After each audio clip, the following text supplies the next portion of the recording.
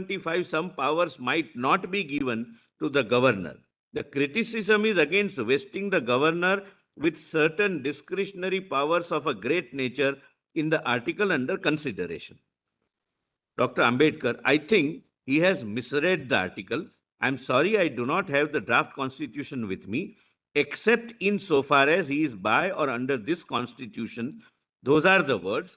If the words were except whenever he thinks that he should exercise this power of discretion against the It wishes, is implied that wherever the subsequent articles provides, provide for a discretion, yes, that power will be restricted only to those does articles. not leave it to the governor's sole discretion discretion that to he can- decide where I will be exercising my discretion. That's my lord, what Dr. Ambedkar. Not an unruly horse.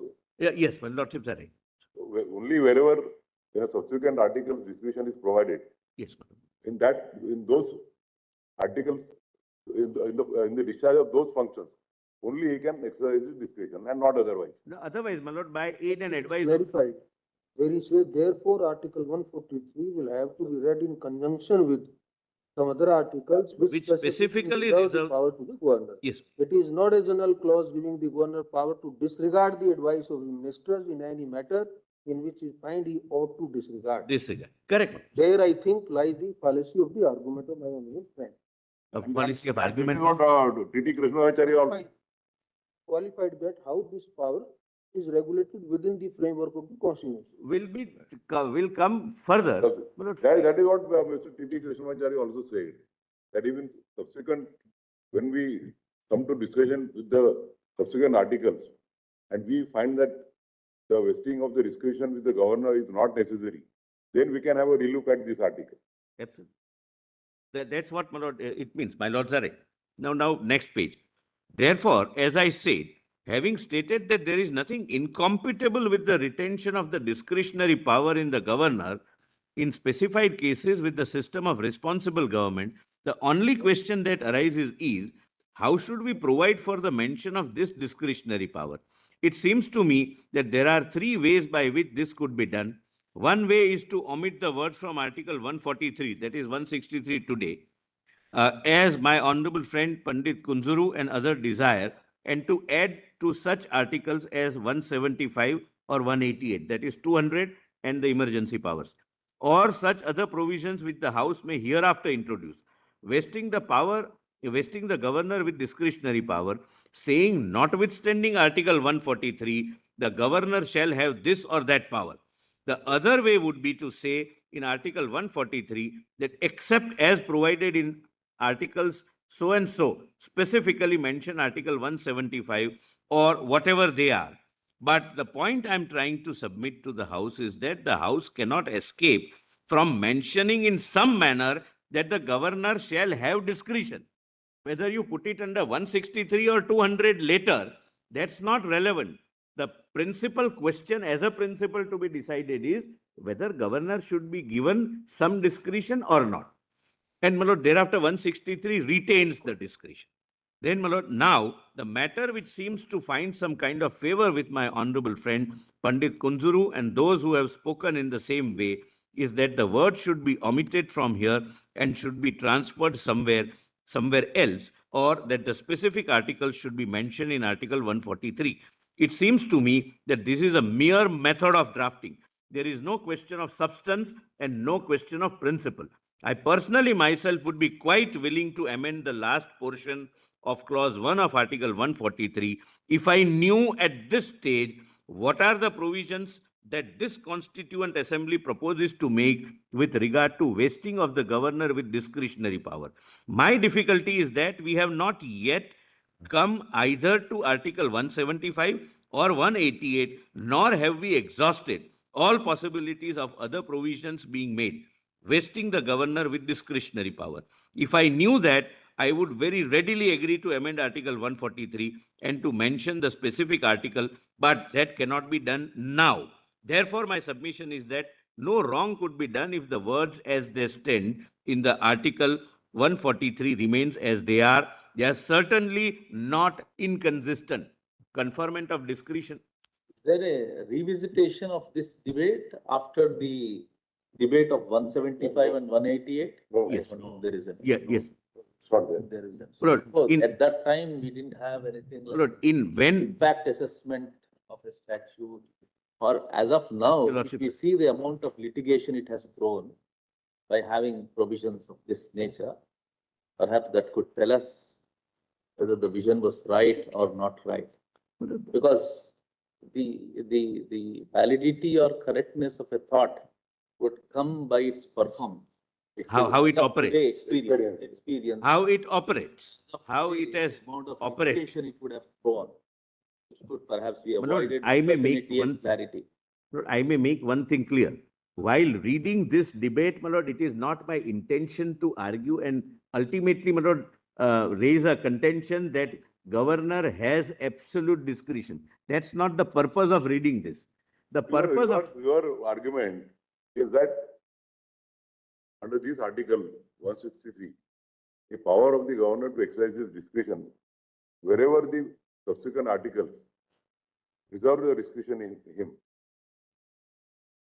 the governor would be entitled to exercise the discretion, and Article 200 is one of such articles where a discretion is provided to the governor. my lord, by very nature of the article, it is so provided. And I'll, my lord, come to that. And when I read, my lord, Article 200 debates, my lord, that comes out. Because, my lord, there are, as my lord said, my lord Justice Narasimha rightly says, we understand the constitutional principles based upon how the function, how it has operated, how it has worked. My lord, there are some conventions which are also developed. For example, my lord, 163 says that the governor will act on the aid and advice of the Council of Ministers. Now, my lord, when the first person is to be called to form the government, there is no Council of Ministers. So the governor, by very nature of the act, will have to act on his discretion. My lord, when there is a dispute, which leader has the majority in the house? We have some experience as to in what manner some of the honorable governors have exercised their discretions, leading to so many litigations. My lord, I must, my lord, tell your lordships and my lord, put a little word of caution for myself also. My lord, if we go by some example, We are not going by that. I understand. No, I am saying something else. Lord, Indian democracy is a mature democracy.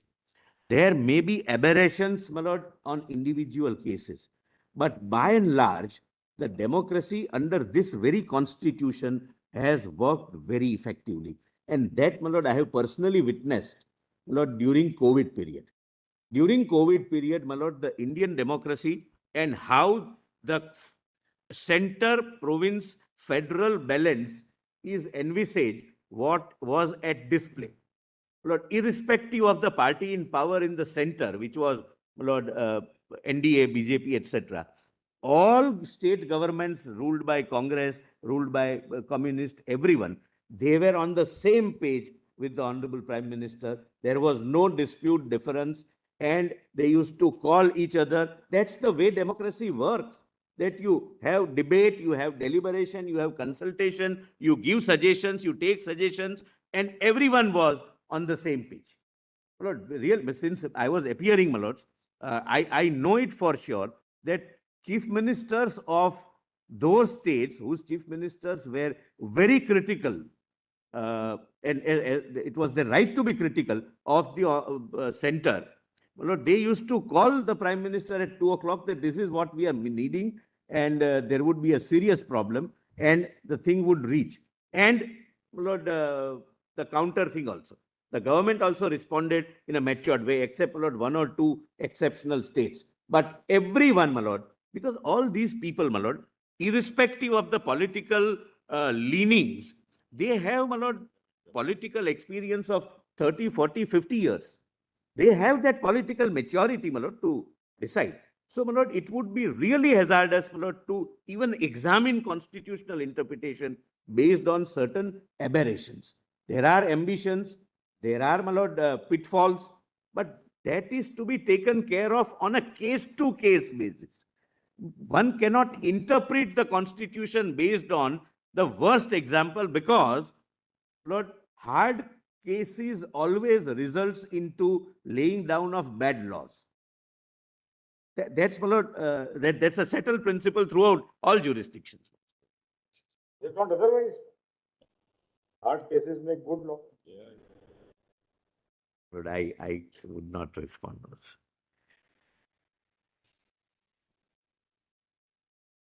Then Dr. Ambedkar. Of course, there is because we do not want to waste the precedent with any discretionary power because the provincial governments are required to work in subordination to the central government. And therefore, in order to see that they do act in subordination to the central government, the governor will reserve certain things in order to give the president the opportunity to see that the rules under which the provincial governments are supposed to act according to the constitution or in subordination to the central government are observed. Please mark this, my lord. This is, my lord, the fundamental foundation of, my lord, the Constituent Assembly, and this is what was the thought, the principle of constitutionalism in the mind of Dr. Ambedkar, that they must be free to take decision, but there must be some level of, Lord, deference to the central government because we have a quasi-federal constitution. Then H.V. Kamath, will it not be better to specify certain articles in the constitution with, my lord, he continues, my lord, with his objection, my lord. I may skip that. Now, my lord, kindly come to present, my lord. Green is article 163, which is at present. That normally, I'm paraphrasing, the governor will act in accordance with the aid and advice of the Council of Ministers, and governor must do it. We are not arguing A versus B. I'm assisting the court because we are seeking your lordship's opinion. So I'm just giving what is my reading of the constitution. Governor will have to act on the aid and advice except where he is having discretion, either conferred by the constitutional provisions or by the very nature of the power which he is exercising. Then, my lord, 200 and 201, and this is the last provision which I will bother your lordships with the Constituent Assembly debates, my lord, and then I'll come to other submissions, my lord. Please see Government of India Act 1919. This is very relevant because this is directly in question. This is precursor to Article 200. What are the options available for the governor when a bill is presented to him? Is he supposed to sign it as an automated person, as, my lord, one word which is The postman. he's not a postman. That's what, my lord, my effort would be, and that comes out from the constituent debate. The very nature, in the very manner in which Article 200 is couched, the language which is used, it gives him options. And when I am given 3 options, means I have been given discretion to choose one of them. The word discretion being used or not used will make no consequence if I am given 3 options or 4 options. I'll show that, my lord. Please come to, my lord, section 12 of Government of India Act 1919. And this would be, my lord, relevant, directly relevant for the present purpose.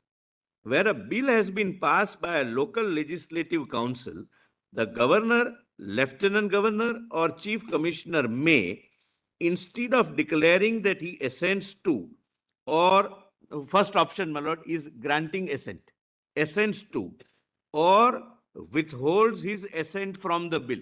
Second option, return the bill to the council for reconsideration.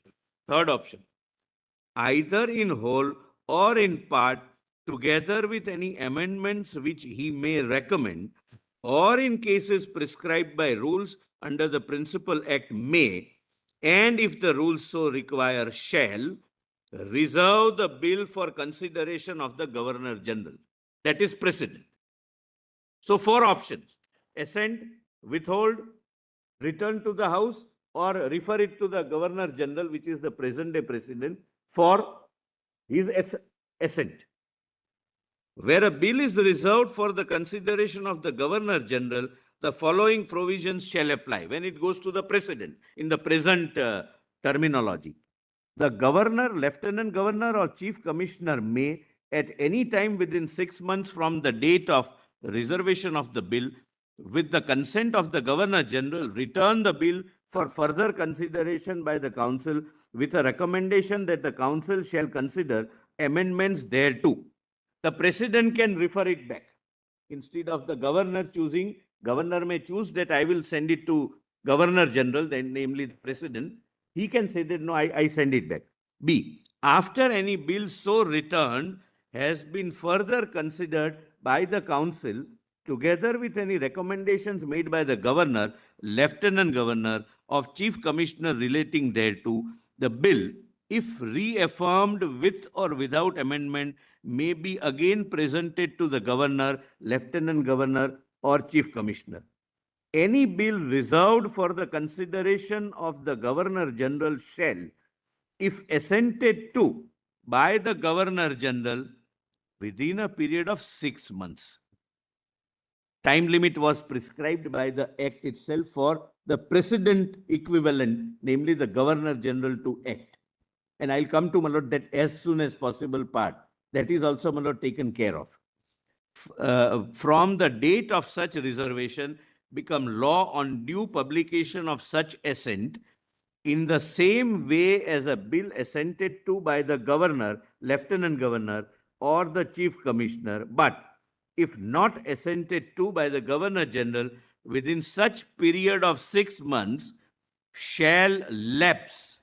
Consequence also provided, time limit stipulated, and consequence provided, meaning thereby the time limit is mandatory, not discretionary, and be of no effect unless before expiration of that period, either one, the bill has been returned by the Governor, Lieutenant Governor, or Chief Commissioner for further consideration by the Council, or in the case of the Council not being in session, a notification has been published of an intention so to return the bill at the commencement of the session.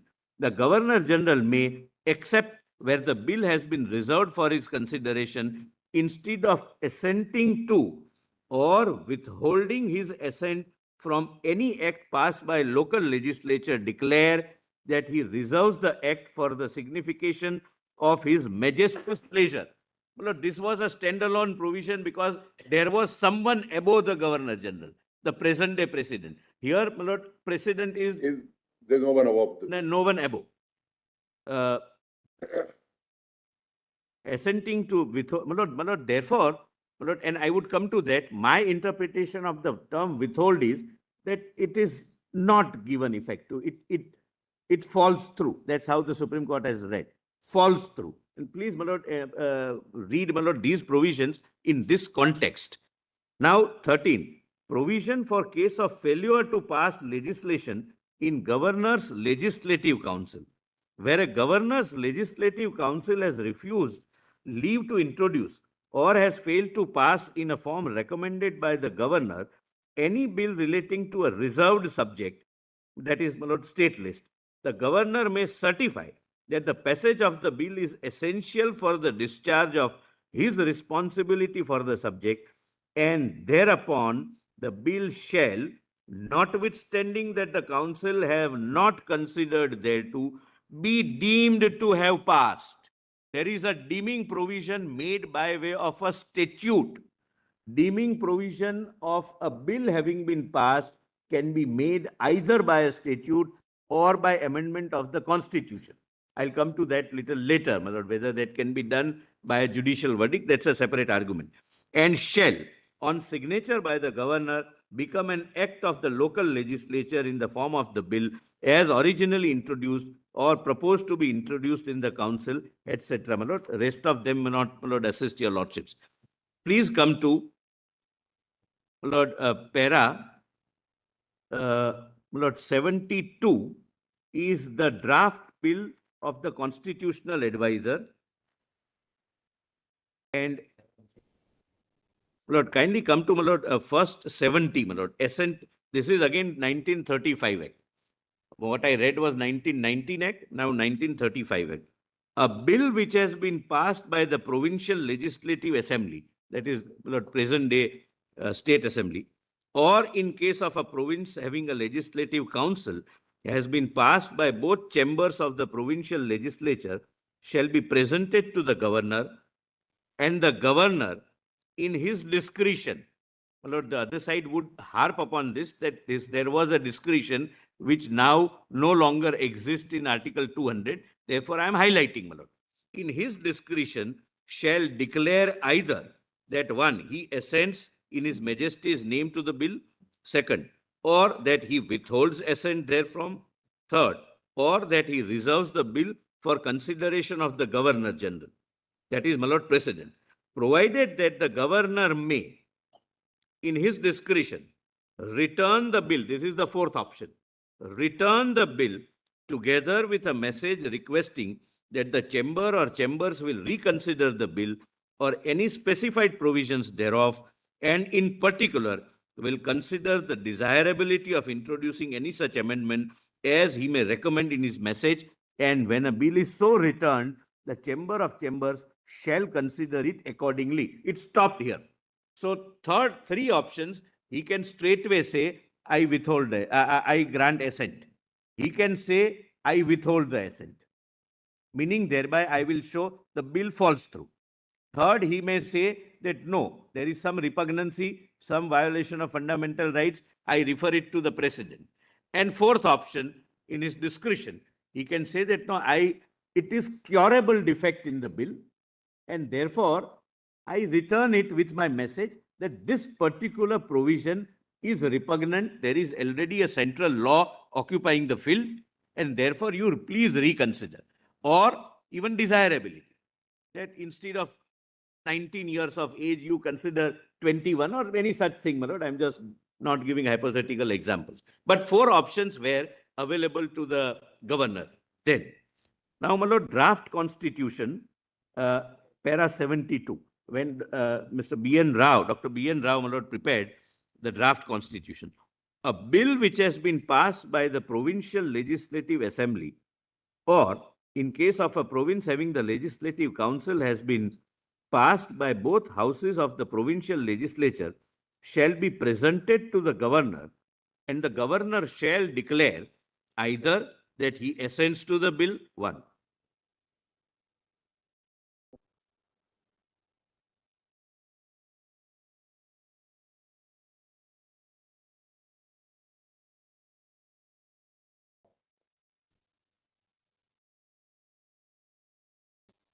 Yes.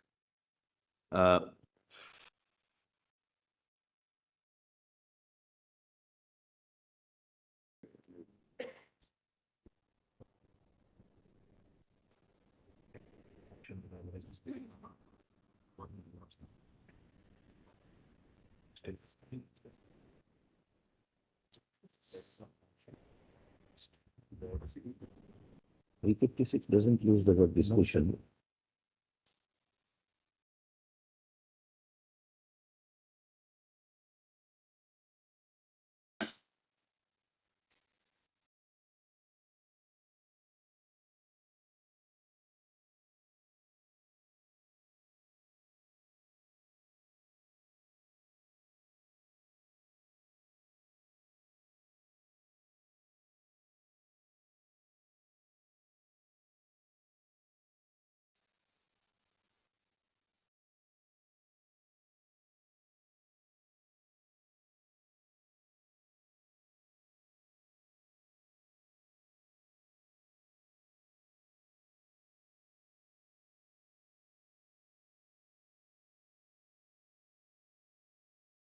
Yes. But I was reading 147 as suggested by by the constitutional advisor.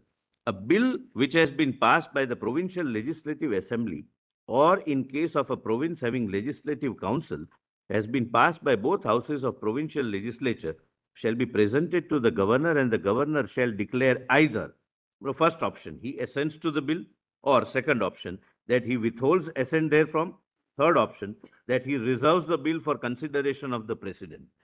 Provided that where there is only one house of legislature of a province and the bill has been passed by both the houses of the governor, houses, the governor may, in his discretion, it was initially there, in his discretion, return the bill together with a message requesting that the House will consider the desirability of introducing, I'm not reading it, it's the same, Almost same. except there is no consequence provided. If the House returns it back, now it says, governor shall not withhold. It comes, my lord, subsequently. Now, my lord, the committee, drafting committee, So in effect, if on the second occasion, the legislature again reiterates, then the governor will not have any option but to give it as. not at this stage. No, no. No, I'm sorry, it was there. The governor shall not withhold assent therefrom. He has no option. So it is quite in the negative. Yes. It gives a mandate that if it is passed, You have to grant assent. like the collegium, That could have been used, my lord. That's a separate argument. I'm sorry, my lord, like the collegium.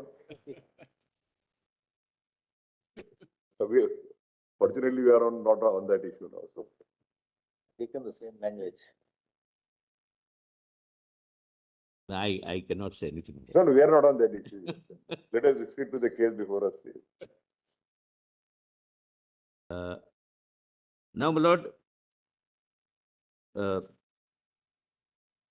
please come to, my lord, now draft prepared by the drafting committee at page 145. The same, no? No real change, your lordship can take it from me, but the drafting committee also goes this way, my lord. Then, in the draft constitution prepared by the drafting committee, now 201, your lordships have 175 and 176. the 200 and 201 present. That is, my lord, the subject matter of, my lord, the reference and your lordship's advice. 201, my lord, was drafted by drafting committee like this. When a bill is reserved by a So governor earlier, there was only one section, now it is bifurcated into two sections. into two sections. Because now we have a president and president has a different regime where he is bound by the aid and advice. He does not have, my lord, the choice, etc. I'll come to that. Please have a look. When a bill is reserved by a governor for consideration of the president shall declare either that he assents to the bill or that he withholds assent therefrom. Two options. Third option, provided that where the bill is not a money bill, the president may direct the governor to return the bill to the house, or as the case may be, the houses of the legislature of the state, together with such a message as is mentioned in the proviso to the last preceding article, and when a bill is so returned, the house or houses shall reconsider it accordingly. Please mark this, my lord, within a period of 6 months. This continues. Whenever Constitution intended to provide for a timeline, the Constitution has provided for. This continues even in the present Article 201. And therefore, it is not permissible to lay down any timeline in other articles. I'll come to that. That's a separate point, my lord. Now, my lord, the debate, this debate, my lord, both of us would be relying upon. The other side would also, in fact, there cannot be any other side when it is a presidential reference. But, my lord, the other side point of view, my lord, they would also, Other point of view. other point of view, my lords, they would also rely upon to say that the discretion was taken away. My lord, apropos, my lord, Justice Narasimha's question, whether subsequent debates throw any light on that discretion or not. Because Dr. Ambedkar says No, that no, whenever... that was not what my learned brother pointed out. That after the subsequent articles were discussed, like 200 and 201, wherein discussion. Because Dr. Ambedkar says that whenever... That was not what my learned brother pointed out. Article, that after the subsequent articles were discussed. There was none, but it comes in 200. Because while Because when D.T. Krishnamachari and both Dr. Ambedkar, they say that if in subsequent articles, if we do not provide for discussion, then we may have a look at this article. We will see, because the wording says, my difficulty is that, I'm quoting from his state.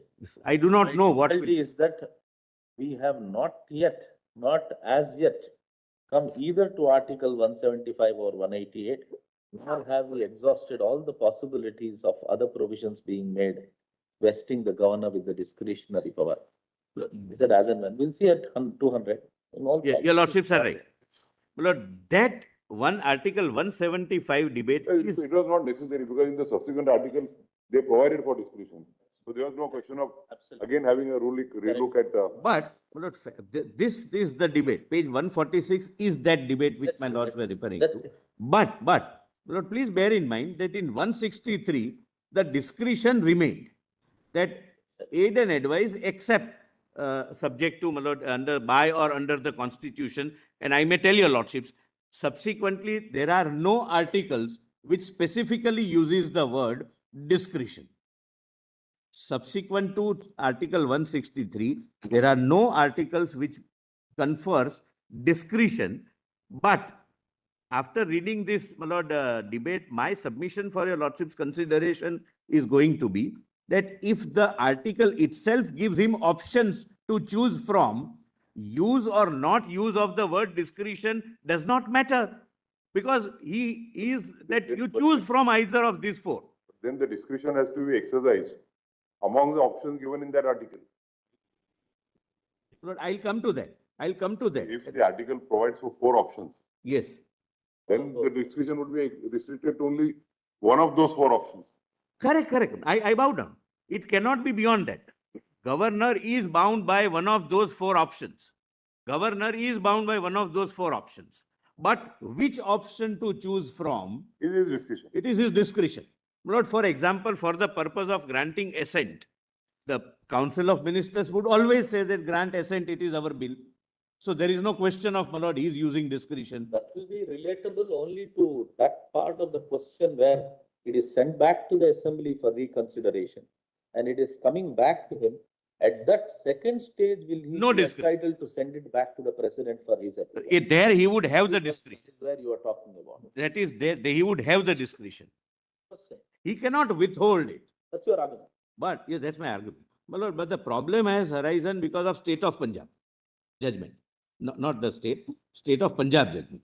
I'll come to that, my lord. But the issue relating to timelines is not relatable to the options. No, that's a separate point. That's a separate. Your lordships are right. Timeline has nothing to do with the option or discretion, etc. my lord. Since I was there, since I was showing the provision where the constitution itself prescribed time limit, since I was reading the provision which itself provided for time limit, I just as a reference said that whenever the makers wanted, they have provided for the time limit. And if it is required, it can be done by constitutional. Timeline which you are referring to is for reconsideration by the legislature. Legislative time. That is not a timeline given executive for time. the governor. Exactly, that's my case. That's my case. That now you are reading something which the constitution has provided, not provided. So ultimately, probably, Mr. Solicitor, possibly there can't be any serious dispute with regard to the 3 or 4 expressions used in 200. Assent, shall declare, assent, or Withhold, withhold, send to the president for President. advice. And third is that return, may return. But Return. third, in his discretion has been omitted on the suggestion of Dr. Ambedkar. Earlier, the draft was bowed. his discretion. Your made. lordships are absolutely. Dr. Ambedkar advised that no, we should delete these words, those were deleted. Yes. So these are the options available. Probably the central point of debate will be, what do we mean by withhold? I'm grateful. That will I'm be the great. central point. I'm Is it withhold means that after withholding it means that you are not assenting and you are for the time being withholding yourself. Withholding for what? Either to return to the assembly for reconsideration with your message or advice, Punjab judgment says. or you send to the president. For example, there may be a draft bill touching upon or encroaching upon the power of the parliament under list 1. Governor is well within his right to say, state assembly can't pass it. So therefore, you can either advise them that, look here, you need to look into it. You can't encroach upon list 1. This is not within your domain.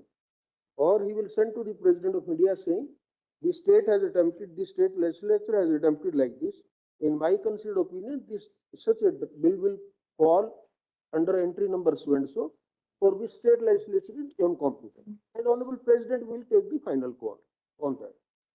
The only issue will be this one. Probably Yes, this yes. is not Lord, only issue will be, and I'll come to that after reading this.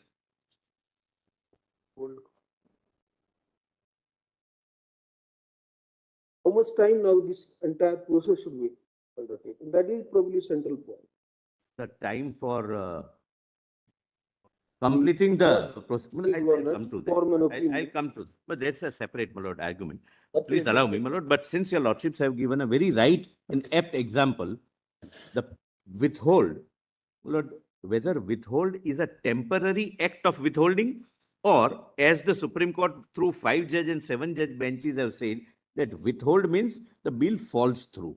Because there are circumstances where, suppose, my lord, normally the legislature is not expected or is not supposed to pass egregious, my lord, something, my lord, very extraordinary bills which are beyond their competence. But suppose, my lord, how we read the Article 200. My lord, suppose a border state passes an legislation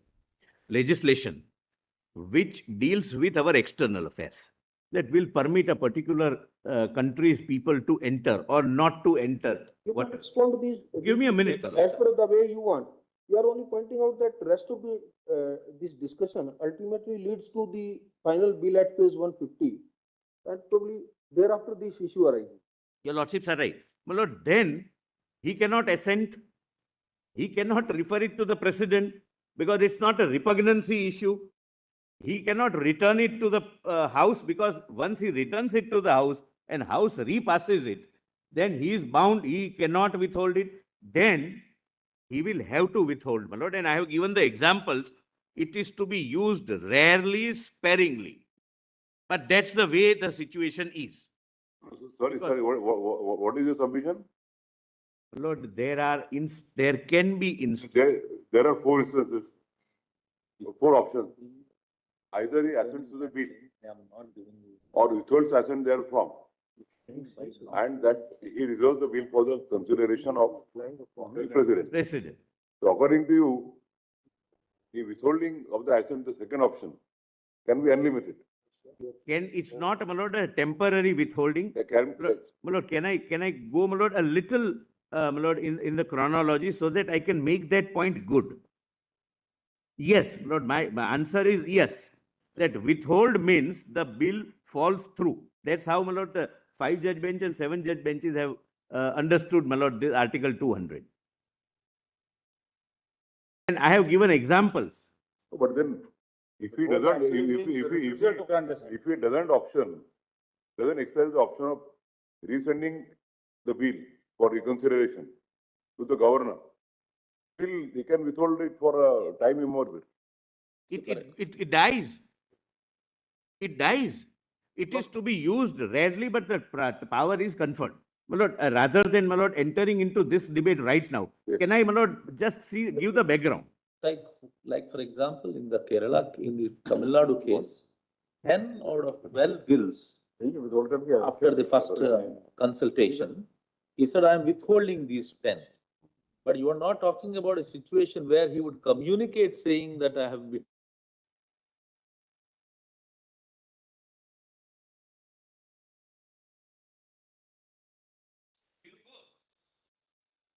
It's a declaration.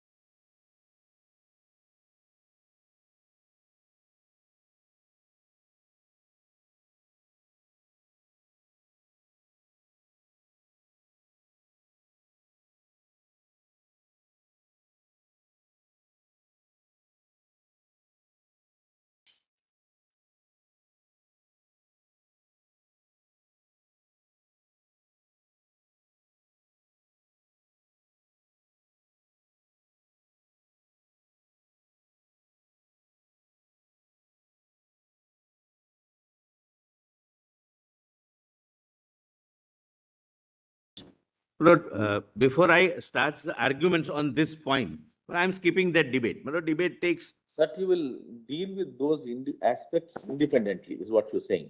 aspect of. Aspects on timeline. Yes, yes, yes. Lord, that's a separate issue. He just wants to explain us the history as to how these Yes, yes. provisions came into effect Yes. and submission later on. Yes. Now, my lord, I am on interpretation of Article 200 and 201. Please come to page 150. Let me read it, my lord. The way we believe it requires to be read. 200, assent of the bills. When a bill has been passed by the Legislative Assembly of a state, or in case of a state having Legislative Council, has been passed by both houses of the Legislative Assembly, it shall be presented to the governor. So this is the first condition. And the governor shall declare. My lord, this is his obligation, constitutional obligation. He has to make a declaration. What? 4 options. Either that he assents to the bill, or second option, he withholds assent, withhold assent therefrom. Third option, or that he reserves the bill for consideration of the Precedent. I'll come to, my lord, Article 254, which says that this reference would be necessary only if the bill is repugnant to some central law, not otherwise. He cannot refer it for any other reason. That Referring to the President. yeah, then he can refer it. He has to refer it. That's the mandate. My lord, if there is a repugnancy with the central law, he will have to refer it. Now the fourth option, provided that the governor may. It doesn't say shall. Governor may. And something would turn when I, my lord, point out. Mr. The 1 minute. Let's read it again, the first part. I'll read, my lord. When a bill has been passed by the Legislative Assembly of a state, or in case of a state having Legislative Council have been passed by both houses of legislature of the state, it shall be presented to the governor, Right. and the governor shall declare either. Yes. So declaration has to be in both cases, whether he assents or whether he withholds. All 4 cases, No. all 3 cases. Yes. Yes. That declaration has to be there. 100%. It is not that he will not make a declaration and withhold it. Yes, he will have to declare that I have withheld it. Correct. Bound, I bound out. That is the only way it can be read. Yes, he has to declare. One of the 3, he will declare either first option, he assents to the bill. Then no dispute will remain. So according to you, if he declares that it is withheld, the bill is said to be failed. Yes, it falls through. Supreme Court says, 5 judge and 7. In other words, what you are saying is, when it is communicated to the assembly that it is withheld, it cannot be placed back before the assembly for reconsideration. Correct. Yes. What you're saying? Yes. Wording, the meaning of the word Refusal withholding to means. or grant assent. A declaration in public domain assigning the reasons that these are the reasons I am withholding. Reasons, there is a separate issue.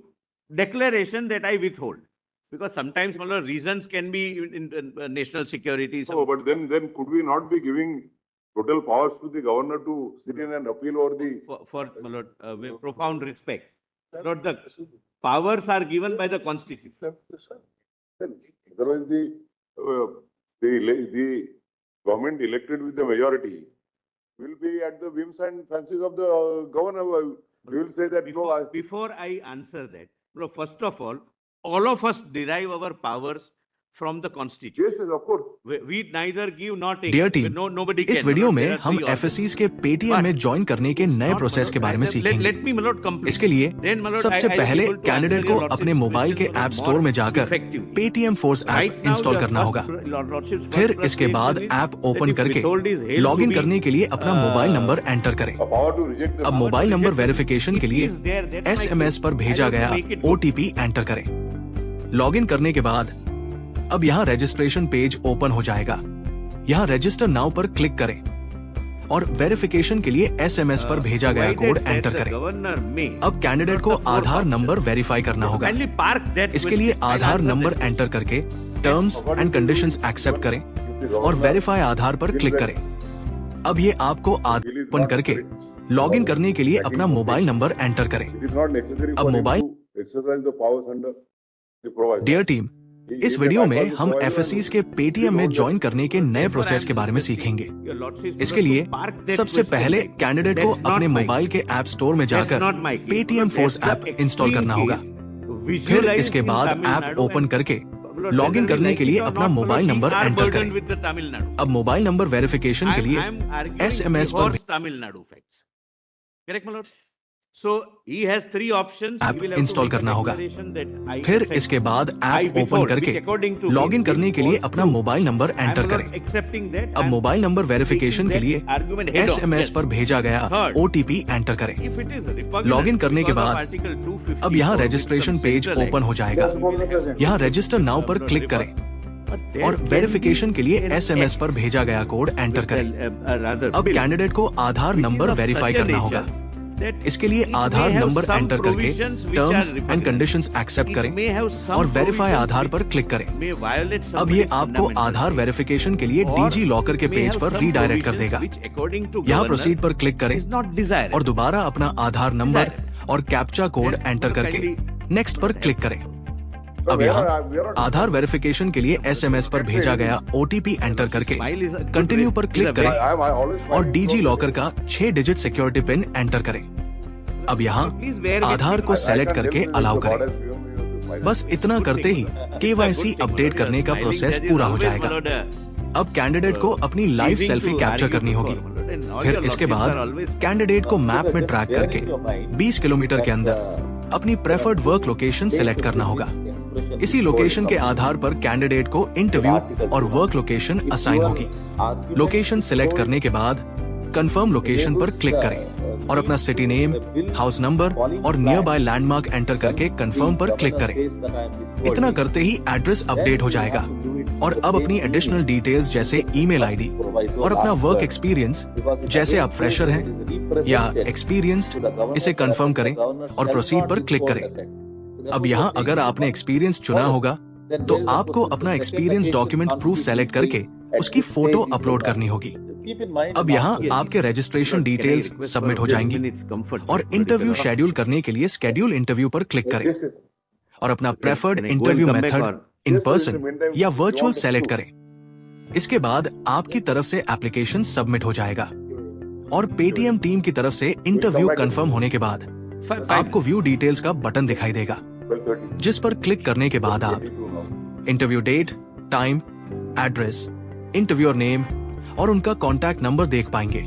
ध्यान दें, interview schedule होने के बाद interviewer को call करें और interview की date, time और लोकेशन कंफर्म कर लें। साथ ही इंटरव्यू वाले दिन अपना सीवी प्रिंट करवा इंटरव्यू पास कर लिए अपना bank account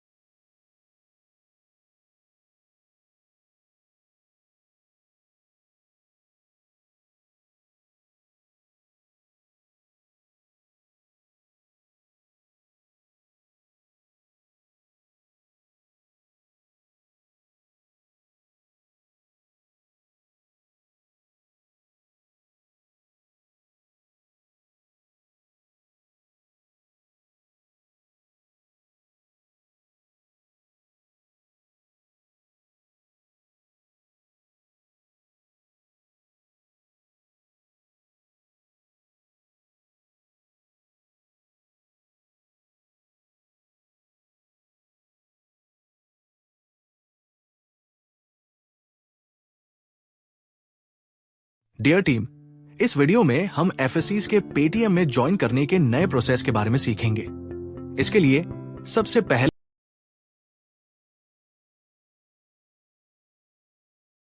I am grateful to your lordship for the accommodation. We hope you are comfortable now. Yes, yes. Relief. Yes. My lord, may I request your lordship? My lord, I have understood, my lord, what is. Yes, no, we will not interrupt you. Yes. No, I'm not saying. Yeah, it's not an interruption, my lord, your lordship.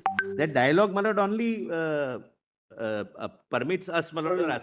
So you first read whatever you want to, and then My lord, first, my lord, develop your summary. let me, my lord, say that the question of withhold, whether it is permanent or a temporary till he returns, is the question.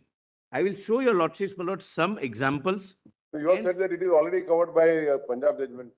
No, Punjab judgment, without noting 5 judge and 7 judge judgments, it's a 3 judge judgment. My lord Justice, Chief Justice Chandrachud, Justice Pardiwala and Justice Manoj Mishra, without referring to any of the binding 5 judge or 7 judge judgments, have recorded, my lord, the finding that withhold means you have to you read it with the proviso, which I will show and demonstrate, at least attempt to demonstrate that it's In ignorance of the earlier 5 judges and 7 judges. yes, and I want to show that and what earlier judgments have said on the question of withhold. This is what Thereafter, you are my lord, saying. He has read it, took the meaning from the proviso to give a, to read the withhold. the last part, withheld, my lord, while my lord immediately answering, if the way in which, my lord, the Punjab judgment, my lord, understood article, the last part would have been, he shall grant his assent. He shall not withhold. My lord, the power to refer still remains, but that's not, my lord, right now the question. My lord, I have read, my lord, Article 200. Now, Article 201. What happens, my lord, when bill is referred by the governor to the President of India? That is 201. When a bill is reserved by the governor for consideration of the President shall declare either that he assents to the bill or that he withholds assent therefore. Withhold means, my lord, bill falls through. I'll show, my lord, from the judgment. Provided that where the bill is not a money bill, the President may direct the governor to return the bill to the House, or as the case may be, the houses of legislature of the state, together with such a message as in mentioned in the first proviso to Article 200. And when a bill is so returned, the House or houses shall reconsider it accordingly within a period of 6 months. Please mark, my lord, as a separate point, Constitution provides for a time limit. The date of receipt of such message, and if it is again passed by the House or the Houses with or without amendment, it shall be presented again to the President for consideration. It does not say here that thereafter President shall not withhold it, meaning thereby the ultimate power of the President to withhold means. So this exercise of returning can continue as many number of times as the president desires. Correct. And he is thereafter not under an obligation not to withhold, as my lord As provides. the 200. My lord provides. Now please see, my lord, what is, my lord, how I, my lord, beg to interpret this, my lord. My lord, at page 152, I have given, my lord, I am not reading, several provisions, my lord, where governor exercises executive powers. Yes. He exercises legislative powers. My lord, there are powers, my lord, which are quasi-legislative in nature. I may not, my lord. Please come to 154. And then immediately I'll switch over to the judgments, my lord, on this. On true construction of Article 200, the governor is entrusted with 4 options. My lord, I have narrated. You are Neither referring to context. Page number 154. I'm sorry, my lord, 154. 151. 154. 154. 154. Neither contextually nor textually, it is possible to conclude that the term withhold will have to be read as a temporary suspension of power of granting assent till first proviso works out, there is no concept of temporary withholding of any bill. If the framers of the Constitution would have intended to link the term withhold in the main part of Article 200 to read only in the context of the first proviso, two things would have been provided. A, the term withhold in the main part would have been qualified by the term subject to first proviso mentioned therein. In the main part, they would have said that you withhold subject to following the provision. And B, the first proviso would have mentioned that the bill so withheld shall be reconsidered by the House, which is not that. I am going on textual interpretation. In other words, the power of withholding in the main part of Article 200 is an independent and unqualified power. However, out of three possible powers contemplated in the main part, having not been resorted to by the governor, by giving an opportunity to the assembly under the first proviso, the governor cannot fall back again on the main part and withhold the bill passed once again, with or without suggestions of the governor. In other words, if the governor wants to withhold the bill, that is resultantly the bill falls through. Please mark these words. These are the words I have borrowed, which are used consistently by the larger benches. The bill falls through, he has to do it at the outset. If he chooses not to exercise that power at the outset, he is denuded of that power if he chooses to return the bill under the first proviso, because of the last part of the first proviso. The governor is expected and empowered to withhold the bill in the main part of Article. It has been held by 5 judges bench. 5 and 7 judge also. 7 judge. No, my lord, all are 5. I stand corrected. My lord, there is a judgment of Samsher Singh, but that is on discretion, not on withholding. Samsher Singh is 7 judge. How do you must have dealt in your argument. Right. What is the meaning of word withhold? It's coming. It's coming. Therefore, my lord, Flexible नहीं है, इसके लिए बोला था. my lord, So, give the meaning. Why has this word withhold being used in this? yes, my lord, withhold has, my lord, its own meaning. And I will show, my lord, why this has a meaning and why that meaning is required to be given in the main part. And what kind of rare contingencies which are contemplated, where you cannot assent. Normally, the concept of withholding is, suppose there is some dispute, there of 2 crores. Out of that, 1.5 crores is undisputed. Normally, 1.5 would be paid and 50 lakh would be withheld till the dispute is. That's not. It cannot be. In a common parlance, that I understand it. But that's in a commercial parlance, yes. That we withhold this issue. Right now, we withhold the file. But that's not the way in which it is used. That's not the way in which and it will become very clear. Is there any debate on the word withhold? The Constitutional Assembly debates why this word withhold is being used. No.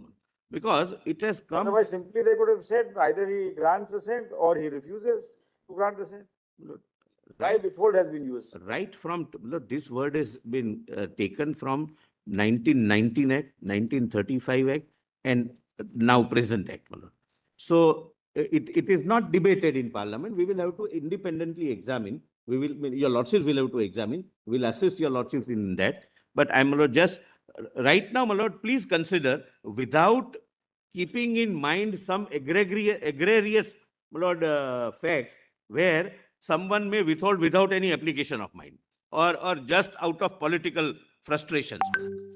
I'm just trying, my lord, to say that the governor is not that way powerless. He has 3 options, subject to the 4th option being exercised, my lord, and all 4 options are independent of each other. Now, please see, the governor is expected, para 97 at page 155. The governor is expected and empowered to withhold the bill in the main part of the Article 200 when he finds that the entire bill is beyond the legislative competence of the legislature. Then he can't return it. If the entire bill covers, say, atomic energy or defense or external affairs. Then you can send it to the president. It's repugnancy only, my lord, if the entire, allow. Kindly allow me, my lord, it would, then it's not a question of repugnance. It's complete lack of legislative competence. It would be, my lord, ultra-vires. Then two, the entire bill violates some constitutional provision or some fundamental rights. Entire bill. If it is a part of it, he can say that I refer it to you and you Delete it, amend it and delete come it. back. If you still continue it, I can't withhold it, then it would be set aside by the Supreme Court if challenged, or the High Court if challenged.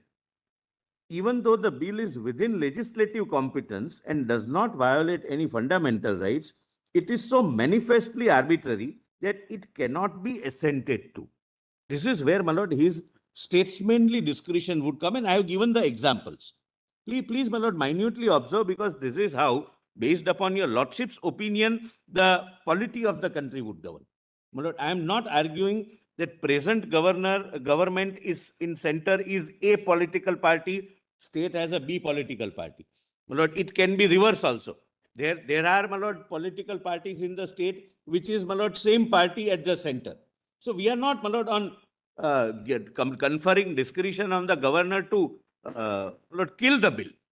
That's not, my lord, the idea. It's really the interpretation of the word withhold. Political parties will keep on changing, my lord, in the respective. We are not concerned with that. We are only concerned with provision as it is. So therefore, my lord, my attempt is as a neutral student of law. This is how I perceive the Constitution interpretation to be. Even, my lord, 98. In case the governor feels that either only a part of a bill is beyond the legislative competence or a part of the bill which violates some constitutional provision or abridges fundamental rights, he may return the bill so as to allow the legislature to cure the defect. The first proviso in case of a bill where the defect found by the governor is curable. When the governor feels that some part is curable, if you make a legislation for, say, defense of India, then it's not a curable bill. And I would not, as a governor, do that. I'll return it because thereafter I can't even withhold it. So that is where the term withhold at the first instance comes. Then 99. If the above interpretation is not given, it will result in disastrous consequences. Normally, it is presumed that all legislatures, in their collective wisdom, will not pass a bill which is manifestly unjust or arbitrary in its entirety. The power of withholding of the bill in the main provision, therefore, shall have to be used sparingly and only in extraordinary situations, when the very constitutional existence of the governor, who represents the democratic will of the nation manifested by the President of India, would be frustrated. Now see, my lord, examples I have given. These are hypothetical examples.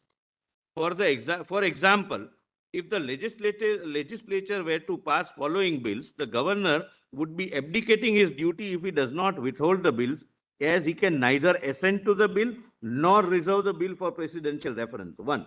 If the legislature were to remove the concept of reservation itself in the entire state. 2. If the legislature, while removing the reservation based upon the parameters of Article 15 and 16, provides for reservation only based on religion, that only Hindus will get reservation, or Muslims only will get reservation, 15, 16, we are not bound. Third, one state legislature passing a bill preventing residents of other states from entering in that state. This is a state subject. But the governor may feel, and this has happened, my lord, I'm a slight deviation. This has happened not by way of a legislation during COVID. I'll not name the states, my lord, and everyone was doing in their own right. There was, my lord, one state whose hospitals were flooded with patients. So they were sending the patients to the neighboring states. And the neighboring states was fearing that we will also now feel shortage. That matter was before me. Your lordship, my lord, knows. So, my lord, barricades were created that one state people will not come in the other state. It was, my lord, a different fact situation. But suppose a bill is passed. I'm just giving, my lord, an example. the state legislature mandating use of only one particular language as a mandatory requirement for all residents of that state. Look, it is, my lord, a subject of the state list. It can do. The legislature excludes a particular class of people from exercising right to vote, either based on caste, sex, education, or any other ground. Earlier, my lord, only there was, my lord, a limited franchise. All citizens of India were not entitled to vote pre-constitution. A bill is passed by legislature giving complete immunity to the entire cabinet or all elected members from criminal prosecution. Well, then I cannot, as a governor, act on the aid and advice of the for the very nature of things, my lords. A bill prohibiting central agencies like income tax authority, etc., from exercising their statutory powers within the geographical limits of that state. A bill providing for provisions which undermine the authority of high constitutional functionaries like the President, the Prime Minister, the judges of the Honorable Supreme Court, etc. Now, last, a bill which deals with jurisdiction of the Honorable Supreme Court of India itself. Lord, before I examine this, please see the second proviso to Article 200. Second proviso, my lord, please come back to page 150. This is the classic example, my lords. I'm not saying, my lord, elected people are responsible people. They act through their collective wisdom.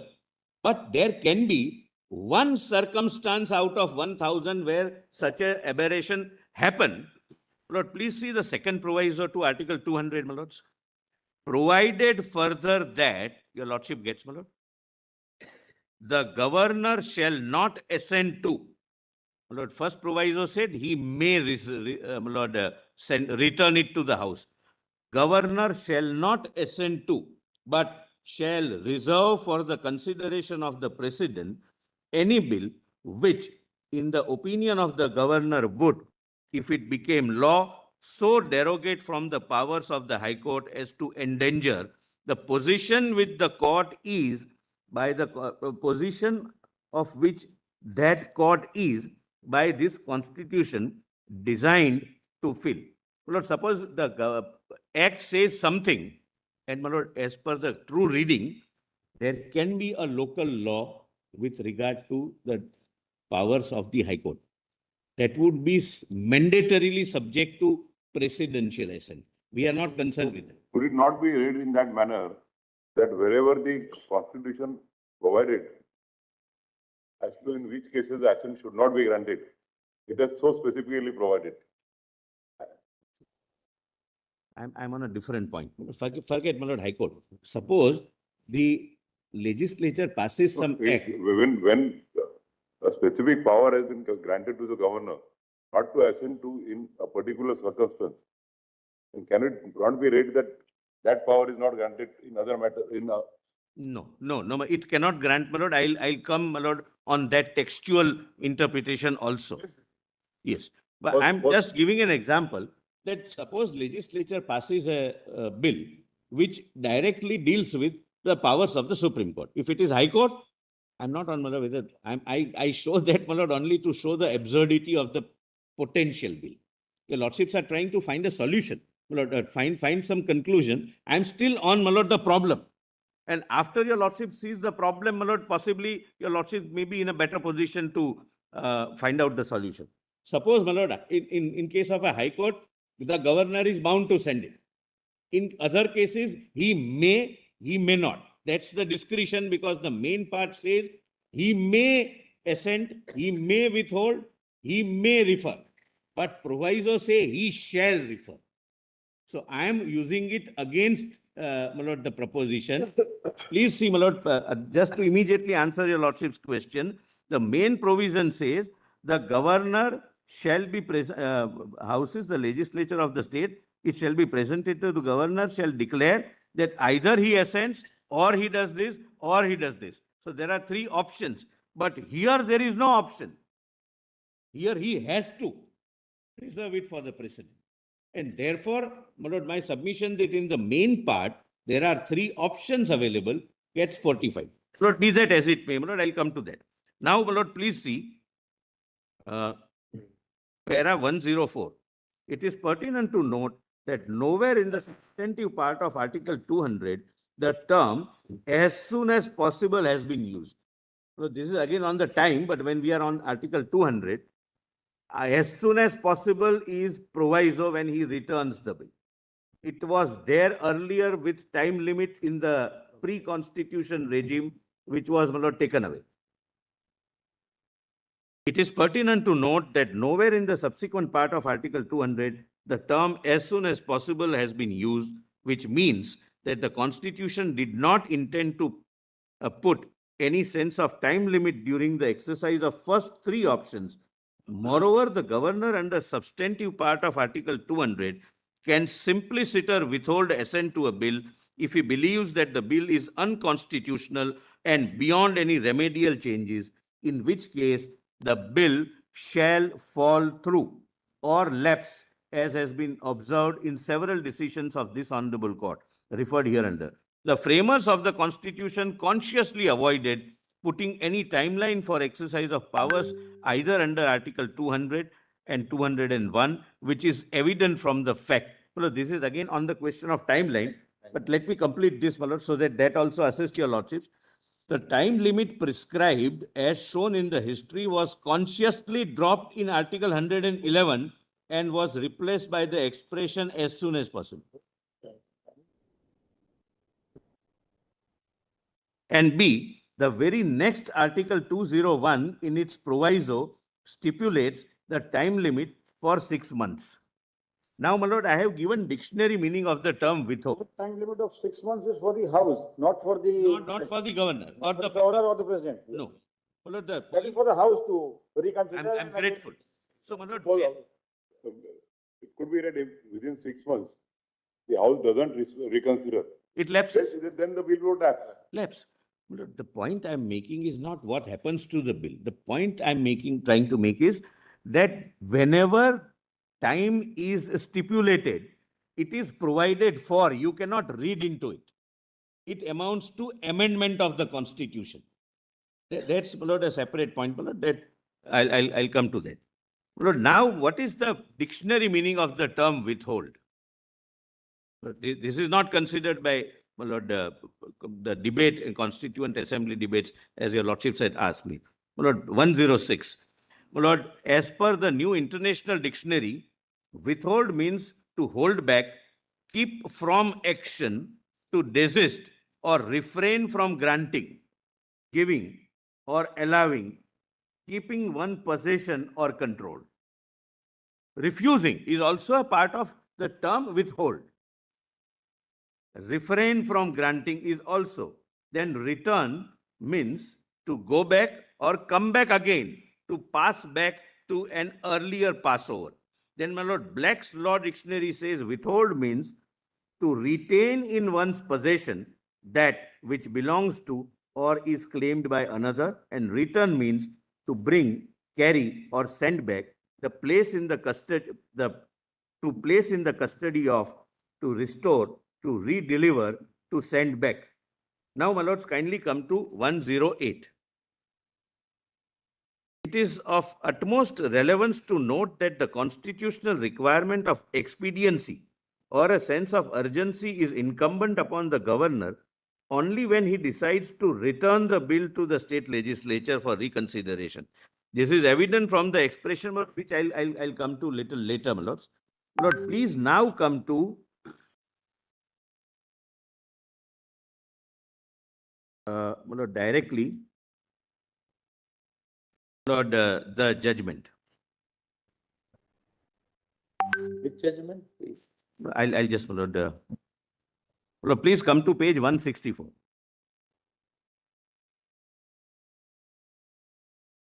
No, I'm sorry, my lord, no, not Keshwan. My lord, page 168.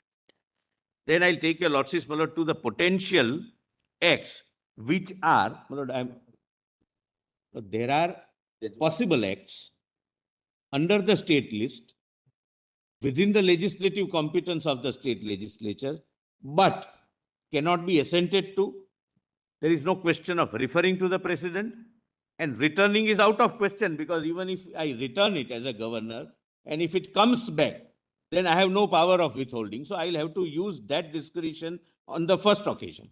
I have given the examples. I'll come to little later.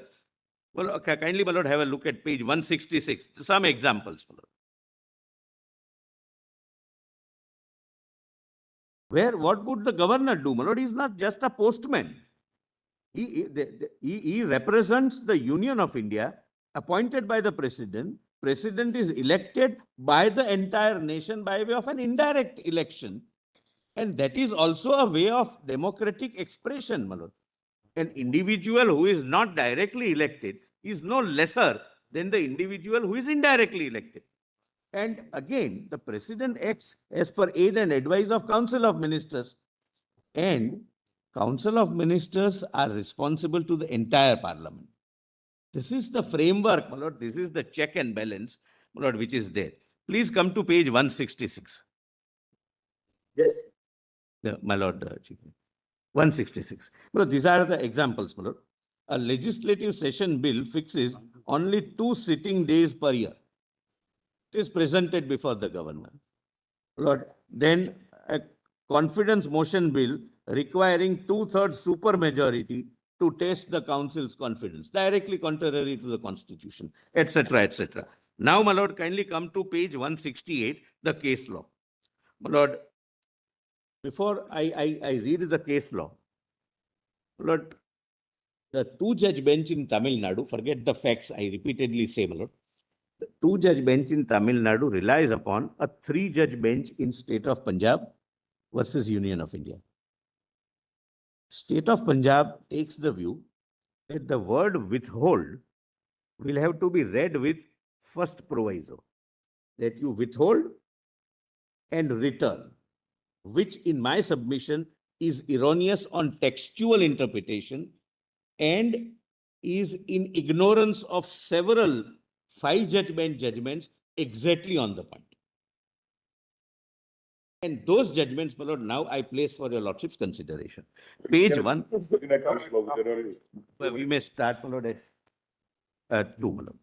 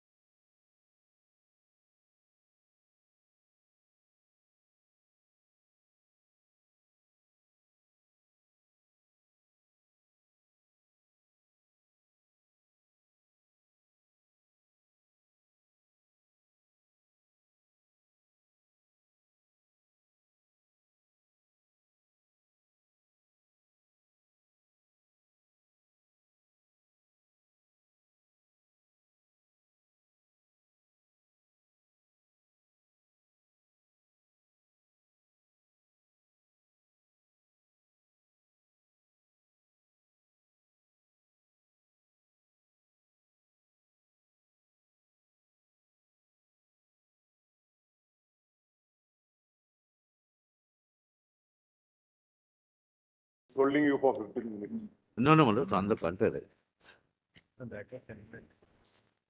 That was, my lord, temporary. This is not withholding as, my lord, we understand. That was withholding as Mr. Civil and the others understand. Yes. Probably is on your side today. Always this side. Always on? On the wrong He side. is always on the right side. Wrong side. Wrong. We are always on the right side of law. My lord, we are always on your lordship's right side. No. Last week, Mr. Kaur was on this side. And we were on the same side, You were- opposing each other. You were on the same side Opposing. till you change your view after the review. Lordship's. Which I have not really made more for a cup of coffee. Yeah. Discussing lunches is great. My lord, on this withholding, my lord, let me say something. My lord, I have one distinct advantage. And therefore, my lord, what I am saying is really on the interpretation of the Constitution. Why I say I have a distinct advantage. I had been a law officer of a state where state government was of a different political dispensation, central government was of a separate political dispensation. It's a reverse situation. Today, it is a reverse situation. So That time it was a reverse situation. it was a reverse situation. my lord. Today also, it's today. You would have been that side and you would have been this Yeah, side. yes. So I know, my You would lord. not have been on this side. You would have been somewhere else. Lordships are right. So, my lord, functionally, how, my lord, it functions, my lord, I'm aware of it. So it's not, my lord, my attempt to protect the power of the governor anyhow. But, lord, I must, my lord, request your lordships that these are all plenary constitutional powers vested upon high constitutional functionaries. A possibility of misuse or abuse may perhaps not guide your lordship's interpretation. But for example, The presumption is that the power in such high constitutional functionaries will be exercised bona fide. correct, my lord, time and again your lordships, while sitting in the Supreme Court or on the division bench, have said that this was an abuse of writ jurisdiction. But then the problem is not with the writ jurisdiction. If we examine the contours of writ jurisdiction, it will have to be examined that it would be used for the purpose it is conferred upon the Constitution. Lord, now before I take your lordships to the judgments, may I request your lordships to read 20, 200 and 201, the way I like to read. And I am reading it as a student of law, the way it is to be construed. If there is a power of withhold, as I understand, Lord, let us not give any interpretation which kills the power. Whoever is the governor, whichever is the party in power in state, center, doesn't really matter. But kindly have a look at, my lord, even at the cost of repetition, my lord, 150, my lord. Please have a look at it, my lords. And then, my lord, I'll immediately come to the judgments.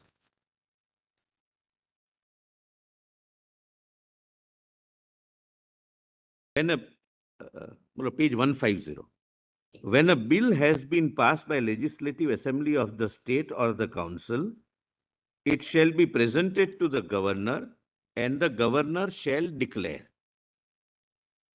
Either, my lord, would mean a choice. Either that he assents to the bill or, my lord, this is the second option, he withholds assent therefrom. So I'm withholding the assent of the bill. What is the meaning of withhold? I'll come to. Or that he reserves the bill for consideration of the Precedent. He will have one of these three. Provided that the governor may, here it's not shall. Fourth option is given. As soon as possible after presentation of him to the bill for assent, return the bill if it is not a money bill, together with a message requesting that the House or Houses will reconsider the bill or any specified provisions thereof, and in particular will consider the desirability of introducing any such amendment as he may recommend in this message. And when a bill is so returned, the House or Houses shall reconsider the bill accordingly.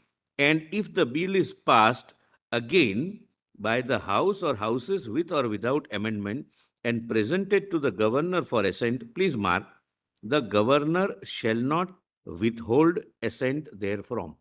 Note how I give the meaning of the term withhold used in the proviso, that you will not kill it thereafter. Both words are used in the same provision and has the same meaning. Correct, my lord? Now, going it a little further, my lord, suppose he reserves it for the president. Then 201 comes into play. Please have a look, my lord. When a bill is reserved by the governor for the consideration of the president shall declare either that he assents to the bill or that he withholds assent therefrom. My lord, we take it that withhold means temporarily withholding. Then please see, my lord, the distinction in the proviso. Provided that where the bill is not a money bill, the president may direct the governor to so and so, so and so, so and so within 6 months of the date of receipt of such message, and if it is again passed by the House or the Houses with or without amendment, it shall be presented again to the president. Because there is nothing, then it stands withheld. Because there is nothing above the president. That does not, it neither says, then the governor, president shall assent to the bill. So, my lord, both the provisions in the same document, namely the Constitution, word withhold used at two places in Article 201, Lord, leads in my submission to only one conclusion, that withhold means in rarest of rare cases. But that, no, sorry, this cannot be done. And I have given instances. For example, and without, my lord, giving any real instances, central passes a law and some state legislature central means parliament passes the law, and some state passes a law based upon whatever considerations, that this law will not apply in my state, and the bill is presented before the governor. Can he assent? Answer is no. Can he refer it to the president? Answer is no, because it's palpably wrong. He can't return it because then he will be losing his right to withhold. Then, my lord, withhold is only in rarest of rare cases, in, my lord, exceptional circumstances, and therefore I said that where his existence as a constitutional functionary and his oath of office of defending the Constitution requires him that I will have to withhold, because he is the only person apart from the president who takes oath of defending the Constitution. Unless, my lord, this is read, the governor's office will merely become a post office. He can either assent or withhold it and send it back to the House. And if the House says no, nothing doing, we go ahead, then he cannot withhold, or as a postman, he will send it to the president. I don't think, my lord, the president's position is envisaged in the Constitution as a postman. He has, my lord, a wisdom. And in real life, my lord, how things work out, I can tell your lordships, my lord. Lord, as a matter of fact, every matter doesn't come to your lordships. Lord, governors are also seasoned people. Political leaders are also seasoned people, irrespective of the party they represent. They have, Lord, years of political experience, public service, my lord, to their credit. What happens is, my lord, whenever a bill is presented, Lord, generally, the governor calls the chief minister and says that these two provisions are doubtful. And I would have very serious reservations. If it is repugnant, I'll have to refer it to the president. Sometimes, my lord, the chief minister also agrees that, all right, we also don't labor much on this. I can promise you, you return it to the House, we'll get it sorted out. And the matters are sorted out. Lord, every problem which may arise under the functioning of the Constitution may not have an answer or a solution in legal proceedings. Lord, when the matter is referred, when the bill is referred to the President of India, there is a procedure stipulated under the office memorandum. Lord, it goes to the President's house. The President's house narrates what are the repugnancies, which provision is repugnant, how it is repugnant, whether it is repugnant. Thereafter, it is sent to the Ministry of Law as well as ministry which is concerned ministry, which is called the nodal ministry. If it's education, it goes to education ministry. Agriculture, it goes to agricultural ministry. Then their feedback is received. That all right, there is some repugnancy, but both can coexist. It will, because why there is a requirement of presidential assent in some cases, that the bill of the state legislature should not be in conflict with the national policy formulated by the parliament. And therefore, that is the ground on which the nodal agency says that though there is a deviation in the state law, it is in fact not affecting the national policy. It is a state-specific provision, though repugnant to the central law. Then the president gives the assent. And otherwise, my lord, if in some cases, my lord, the president returns the bill, and if the bill is, my lord, again passed, it comes back to the president, and then it dies, it lapses. Because Article 201 Proviso does not stipulate any consequence. My lord, if we were to accept, my lord, if your lordships were to accept the term withhold in the main provision of Article 200 to mean temporarily decide not to grant assent immediately. Look, kindly see, this is third angle. Lord, suppose the main part of 200 would have contemplated that withhold means kind of suspension of my powers, that I'll not withhold. And as state of Punjab judgment says, I will refer it to the House. Then the word used would have been, if the House returns, the president shall grant assent. But it says it will thereafter not withhold. Means your right to withhold ends if you do not exercise the first time. Otherwise, my lord, the only meaning, my lord, which we can give, if, my lord, the interpretation given by Tamil Nadu is right, that Proviso last part says that if the bill is returned back by the House after reconsideration, he will grant assent, which is not there. He will not withhold it. That is, my lord, the answer. Now, please come to the judgments, my lord. Page 168, my lord. The first judgment is Kameshwar Singh.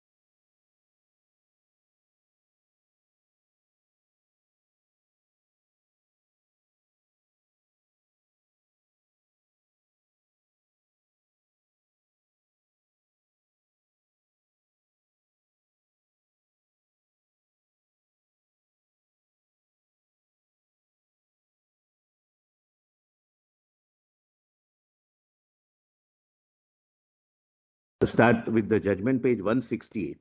But, my lord, power being plenary in nature, it has to be left to his constitutional discretion, my lord, whether it is a case exceptional, not exceptional, my lord, that he will have to decide, my lord. That's the way, my lord, constitutional functionaries' powers, functions, responsibilities, limitations, they are, my lord, interpreted. That's my respect. The exercise of power under the Constitution is never in a vacuum. When the laws were made originally, it was an ideal situation was contemplated. Take classic example, then schedule. When the law was made, everybody supported. The biggest authority who we all can rely on is the speaker. Speaker is the best authority, so therefore he should be the adjudicator. Now today, if we are asked to interpret then schedule, where a challenge is made to the powers exercised by the speaker, we would, with our experience, decide it in a different manner. Constitution is a Interpretation is a process. You take into account how the system is working, and it can't be frozen at a time when the article is made and what ideal situation was there at that point of My time. lords are So absolute. we'll interpret it on the basis of how these constitutional functionaries are working and how the provisions have to be interpreted. But without reference to the political process which happens, and it will be rather difficult for a About constitutional which the interpretation. court would have minimum knowledge. my lords. So, Possibly. can the interpretation be static? Ah, Or No, it no, has the to be organic? constitution is a living document. It's It's a interpreted. living document, and like in that Telangana case, it was sought to be argued that in earlier constitution benches, no time limit was framed as to within how much time the honorable speaker should decide it. For the first time, in case of Justice Nariman decided. It was sought to be argued, but then I observed that when the bill was discussed for amending the constitution, Mr. Ashok Sen, who was the then law minister, he said that our experience is that in the courts, the matters are pending for so long that in many of the matters, the petitions become infructuous. So he gave an example of the Congress symbol. He said that though, I think it was initially well Jodi, I think, popular card, and then it was changed to. No, it was cow and calf. my lord. What did it be? Because so he said that by the time we own the proceedings before the election commission, the proceedings had become infructuous, and we had already succeeded on a different symbol. And therefore, in order to ensure experiences in the matter, it was decided that the power should be given to the honorable speaker. But with the experience, so I observed in that at that time they did not anticipate when the earlier constitution bench decided the matter that the speaker should result the matters in a situation which ends in operation successful, patient dead. That happens, my lord, in court also, but I'll come to that. There is one judgment, my lord, that therefore I say that inability for good reasons, bad reasons of one organ to do what is expected would not empower another organ to take over. My lord, I'll come to that, my lord, because We believe in separation of powers, but then no, Mr. Sen was right, and he could say that because he was in parliament with, my lord, privileges attached to it, my lord. But your lordships would also be, my lord, aware, and your lordships are aware, that the speaker under the tension. so that I have already observed that we are issuing Yeah, animals because the speaker has been held to be a tribunal amenable to the jurisdiction Therefore- of this code and Article Therefore, 26 and that's the 227. point, my lord. He is a And- tribunal. And he does not enjoy the constitutional immunity as a speaker because the proceedings before the speaker are not the He's a tribunal. It's they not are within not the the house. proceedings before the legislative council, and so I observed that with two riders why were we issuing amendments to the No, certainly. honorable My speaker? lord, your lordships fixed the time limit, and rightly, in case of 10th schedule, because speaker, right from Quixote Holohan, he is held to be a tribunal. He is not exercising, my lord, any Tribunal plenary. amenable to the jurisdiction of High Court under 226, 227 and this code under Absolutely. 136. So, my lord, let me come to, my lord, page 168. I'll come to that judgment, my lord. That is one of the judgments relied upon by the other side. And therefore, I'm going to say that. But as a matter of fact, and it would be interesting, I'll go in detail when I reach that stage. Lord, the parliament, my lord, amended the law that because judiciary is unable to do within a particular time limit. Judiciary as well as the election commission. No, not in that matter. No, Not in that, some other matter. no. In Mr. Ashok Sen specifically says in his judgment that the proceedings before the judiciary and the election commission take so long. No, I'm on a different judgment, but I'll read that. Huh? Symbol matter, my lords. For the election symbol.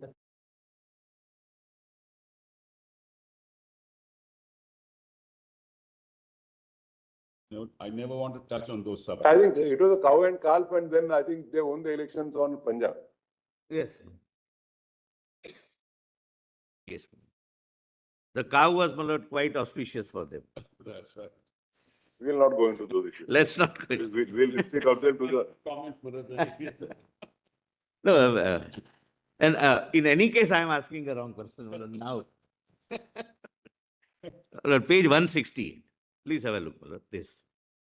168. My lord, the judgment. This is a 5-judgment judgment. State of Bihar versus Kameshwar Singh. My lord, for two purposes I am relying upon. A, the governor is a part of the legislature and whatever function he exercises is quasi-legislative. The power of assent is quasi-legislative. And there are judgments on that, my lord, point. My lord, please come to, my lord, page 169. Which, my lord, my learned friend is right. It's legislative. Lord, 198, I have just highlighted. I am not right now saying this, my lord. I'll come to a separately. The legislature of Madhya Pradesh consists of governor and the legislative assembly, but relevant is 235 at page 170. Where you read this, sorry? I'm sorry, my lord. Page 168, the judgment starts. It's State of Bihar versus Kameshwar Singh. Para 198. Okay, you quoted in the para. Okay. Yes, but it's quoted, my lord. It is For a judge. Constitution bench. Highlighted. It's a 5-judge bench judgment. My lord, kindly see at 169. My lord, I'm at the foot. My lord, please come to page 168, para 20. Mr. Somaya's argument. Your lordship gets me? My lords get me. Yes. Mr. Somaya's argument based on clause 3 of Article 31. You are which at page, left- page? Page 168 bottom. 168 Bottom. at the foot, my lord. State of Bihar versus Kameshwar Singh, para 20. Mr. Somaya's argument based on clause 3 of Article 31, to which reference has been made earlier, is equally untenable. It is true that the legislature of the state includes the governor and that a bill passed by such legislature cannot become a law until, please mark, until it receives the governor's assent. Article 200, however, contemplates one of the 3 courses being adopted by the governor when a bill is presented to him after it is passed by the House or Houses of Legislature. 1, to give his assent, or to withhold assent, or 3, to reserve the bill for consideration of the President. Correct, my lords? The first proviso to that article deals with a situation where the governor is bound to give his assent and has no relevance here. The second proviso makes reservation compulsory, where the bill would, if it became law, derogate from the powers of the High Court, but such reservation, it is important to note, should be made without the governor himself having assent to the bill, giving assent to the bill. It is significant that the article does not contemplate the governor giving his assent, and thereafter, when the bill has become a full-fledged law, reserving it for the consideration of the President. Indeed, the governor is prohibited from giving his assent where such reservation by him is made compulsory. The Constitution would thus seem to contemplate only bills passed by the House, etc. Please come to 235 at page 170. Great. How do you, the first proviso to that article deals with the situation where the governor is bound to give his assent. If it returns, if it is returned, that's what they say. Obviously, he cannot withhold, then he has to. Yes. My lord, he can withhold, or my lord, he can give assent, or he can even still refer. He can still refer. He may give an opportunity to the legislature. That, According to that is his choice. Either he can withhold no, I'm or send it to the, or return it to the legislative house. No, my lord, I'm sorry, my lord. I'll again, my lord, make myself clear. He has 3 options in the main proviso. He can grant assent straight away. He can withhold, which according to me, the bill lapses or bill falls through, as Supreme Court says. And third option, refer it to the President. Fourth option, other than these three, is when he feels that there is some repugnancy somewhere, or there is some tweaking required somewhere, then with his message, he will send it, he will return it to the House with a request to reconsider it. When the House reconsiders it, then the embargo is he cannot withhold, but he can still say that, all right, you have not considered my suggestion, you have not removed the repugnancy or whatever difficulty I have suggested. I now refer the matter to the President for his assent.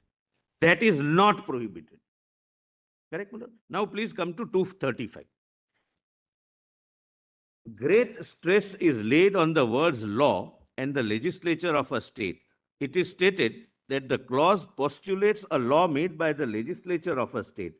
Reference is then made to Article 168, which provides that for every state there shall be a legislature which shall consist of the governor, and so far as Madhya Pradesh is concerned, of one house, that is Legislative Assembly. The argument is that Article 31(3) requires that a law must be reserved for the consideration of the President. If a bill passed by the Assembly is reserved by the governor for consideration of the President without giving his own assent thereto, it cannot be said that a law is reserved for consideration of the President, for up to that state the bill remains a bill and has not been passed into law. Therefore, it is urged that after a bill is passed by the State Assembly, the governor must assent to it so that the bill became law, and then that law to have effect must be reserved for consideration of the President. This admittedly not having been done, the provisions of Article 31(3) cannot be said to have been complied with, and therefore the Act cannot have any effect at all. I am unable to accept this line of reasoning. For one thing, it assumes that a bill passed by the State Assembly can become a law only by the assent of the governor. That is not so. Now please see. The procedure to be followed after a bill is passed by the State Assembly is laid down in Article 200. Under that article, the governor can do one of three things. Namely, he may declare that he assents to it, in which case the bill becomes a law, or he may declare that he withholds assent therefrom, in which case the bill falls through. Falls through unless the procedure indicates yes. is followed. Falls through. So, if he does not choose, my lord, the option of proviso, the bill falls through. So, unless means that's the option. Either I withhold or I revert, I return the bill. Otherwise, it has no meaning. Falls through has no meaning. Therefore, unless is an exception, that if he withholds at the first instance, it falls through. Unless he resorts to the proviso, unless the procedure indicated in the proviso is followed, or he may declare that he reserves the bill for the consideration of the Parliament, in which case the President will adopt the procedure laid down in Article 201. Under that article, the President shall declare either that he assents to the bill, in which case the bill will become law, or that he withholds assent therefrom, in which case the bill falls through, unless the procedure indicated in the proviso is followed. So, falls through has only one meaning. Why is it combined with unless? The proviso. Because it's an option given. That's a completely separate, disjuncted and independent of falling through according to your Correct, reading. my lords. According Correct. to your reading, proviso is completely different to declaration. The fourth option. The fourth option. So, my lord, what it says is, I'll put it, my lord, I rephrase myself. Lord, unless he exercises the fourth option, then there is no declaration of withholding. that's He cannot, the governor But cannot, that's where, my on the lord- one hand, declare that he is withholding, that's exactly what I'm saying. my lord. same time exercise Correct. option 4. Correct, my lord. Therefore, I'm saying that he has to assent, withhold, or reserve, unless he chooses the fourth option. Otherwise, one of the three options are complete in themselves. So therefore, my lord, my submission is that the proviso is an exception to first, second and third in the main part. He may not grant assent, he can return it. He may not withhold, he may return it. He may not reserve it for precedent, he may return it. But after returning, if it is passed, one option is taken away, he can either assent or. Is it your argument, Mr. Solicitor, that if the governor exercises option number 2, that means withhold? If he exercise, let us say rather otherwise, if the governor decides to exercise the option 1, 3 or 4, then he cannot fall back on option number 2. Yes, Withhold. yes. But if he exercises option number 2 as the option number 1, First he option. still have the prerogative to exercise option number 4. No, he cannot thereafter. According to him, Unless according to him, if the governor chooses to exercise option 2, withhold, the bill falls through. he'll fall through, but then Unless is the word used in the judgment. It's not in the Prejudice. article. unless the procedure indicated in the proviso is followed. Meaning thereby, Beforehand. meaning thereby, he can assent or follow the proviso. He can withhold or follow the proviso. He can reserve it for the precedent or follow the proviso. But if he withholds, there is no question of following the proviso. That is why it says, the proviso says, then you cannot withhold. Because then you have you have abandoned your right of withholding at the. So there are in two ways you would look at the second option of withholding. One is standalone withholding, that when at the commencement, governor says that I withhold, standalone, it will come to an end. There is no further adjudication. That's my submission. Second situation is where he seeks to withhold, but he will first resort to the proviso and then send it back. And after it comes back, he can't withhold. He cannot. That's what you're saying. Yes. That out of 3, he says, You're saying. I'll not, yes. Out of But 3, your contention basically is that the standalone withholding and straight away tell him that I am not going to grant you any further will disentitle the governor from invoking the proviso second time. I'm grateful. But that takes you to the larger question of course, we will test this also. Well, that's why we have. Therefore, the question of judicial review becomes far more important. There your stand is there is no judicial review. There is That no, is the scary I'm part not of saying it. there That's is why- no judicial. that's why difficult part. I'm sorry.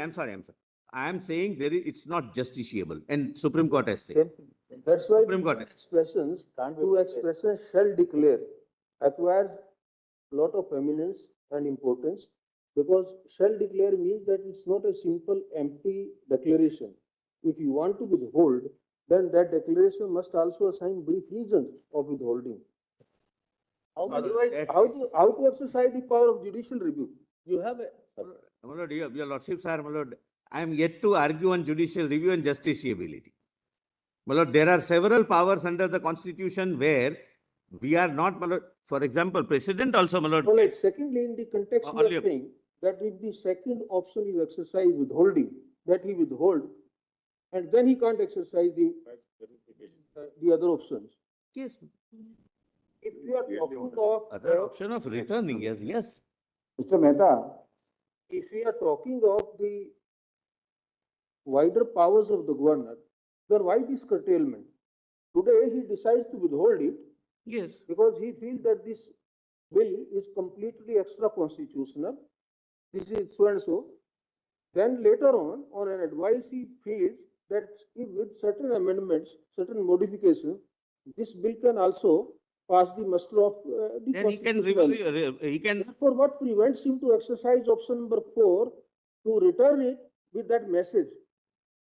And let us, how to read this curtailment of power under 2 in a fact situation, my lord, suppose he withholds. Absolutely right. Tell you, because that's the political process, how it occurs. That's exactly. Not like a. It's quite possible that the chief minister may go and say that please don't withhold. That the way political process occurs is not adjudicatory. where a decision is taken, it's nothing like a decision taken. Even assuming that the governor says that I withhold, again, political process can again knock on his door. He can still open it and say, okay, all right, I see a reason, then I'll send it back to you, reconsider, and then send it back.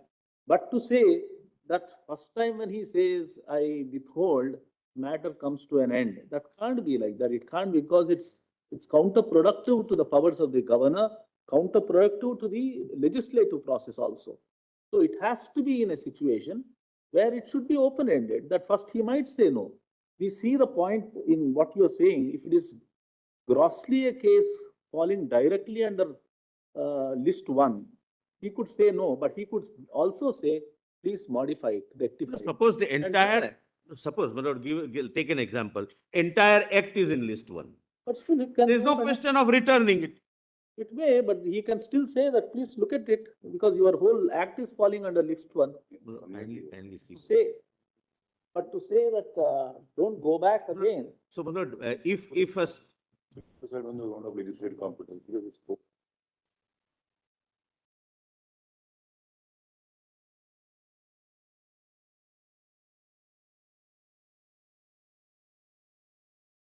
Lord, suppose, I'm sorry. And the bold portion which you are just reading. The procedure to be followed after a bill is passed by the state assembly is laid down in Article 200. Under that article, the governor can do one of three things. Now, let us go one by one. But it's not a statute, it's paraphrasing. Let's read it as a judgment. Yes. So it's a judgment by 5 judges. No, it's a judgment, that's all. Namely, he may declare that he assents to it, in which case the bill becomes a law. So Correct. this is first out of three, one. Or he may declare that he withholds assents therefrom, Complete second. in which case the bill falls through unless the procedure indicated in the proviso is followed. This is second. Then comes or, the third one. Or he may declare that he reserves the bill for the consideration of the President, in which case the President will adopt the procedure laid down in Article 201. So these three situations are contemplated to be taken up by the governor once the legislature passes a bill and sends it to him. Correct? So now this, unless proviso is invoked, is coupled with withholding the assent. The difficulty is, my lord, the Supreme Court here is paraphrasing 200 and we are reading instead of 200. This is not paraphrasing, this is interpreting 200. No, it unless is a separate option. Textually also it is a separate option. Therefore, we had asked that I'm question only- earlier, I am on. whether withholding would mean that he withholds and he exercises the proviso. Kindly give. That is what this judgment says. Otherwise, in which case the bill falls through has no meaning. Number one. Number two, Lord, suppose. Lord, kindly. No, he may withhold it, declare it and not refer it under the proviso. Correct. Certain. Then it will fall through. Correct. But at the same time of withholding, He can. invoke the proviso also. Sir, Lord, kindly appreciate, but that depends upon the facts. Lord, suppose a state legislature were to pass a law. Just trying to understand what the language used in this judgment, what does this ultimately reflect and how do we interpret it? Correct. Your lordships are also in the 5 judges. Yes. I'm not on that, my lords. Lord, please appreciate, my lord, to take example of a state, my lord, where the legislative assembly, for good reason, because of the, my lord, feelings in the state, passes a law that we will not enter into any trade or commerce with a particular foreign country. The trade or business is in the second schedule. There is no question of, my lord, repugnancy, but it ultimately, my lord, is the subject of external affairs, my lord, with the country. The president may say that, no, you can't do this. There are several examples, my lord, which we can give, where something is so abnormal that president will have to say that withhold. I can't, my lord, suppose a bill is passed, my lord, regarding defense of the country. My lord, he will have to withhold. He can't return it to the house because his decision to withhold is based on the premise that you did not have the competence to do this. So then, my lord, Raja, my lord, Bhairendra Narayan In Bhup, any case, the Kameswar would be with regard to protection under 31A and 31B. Ah. The question with regard to 200, no, so 200 is, my lord, examined. It's only going.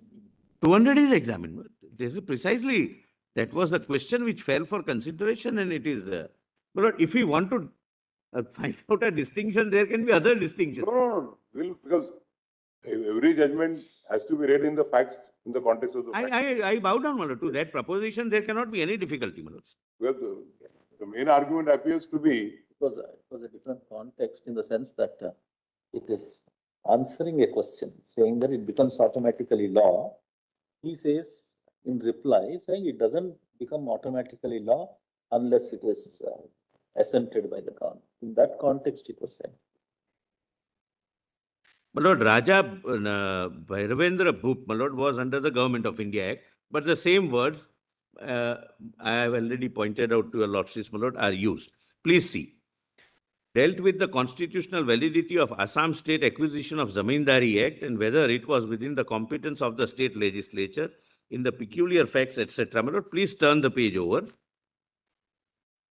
Broadly speaking, it may be said that a bill begins to pend with its introduction in the legislative chamber and it ceases to pend, A, when it lapses under section 73(4), B, when the governor declares that he assents in his majesty's name to the bill, in which case the bill ripens into an act, or C, when the governor declares that he withholds his assent therefrom, in which case the bill falls through, or when being reserved by the governor for the consideration of the governor general acting under section 76 declare that he assents in his majesty's name to the bill, in which case also the bill becomes an act, or when having been so reserved by the governor general declares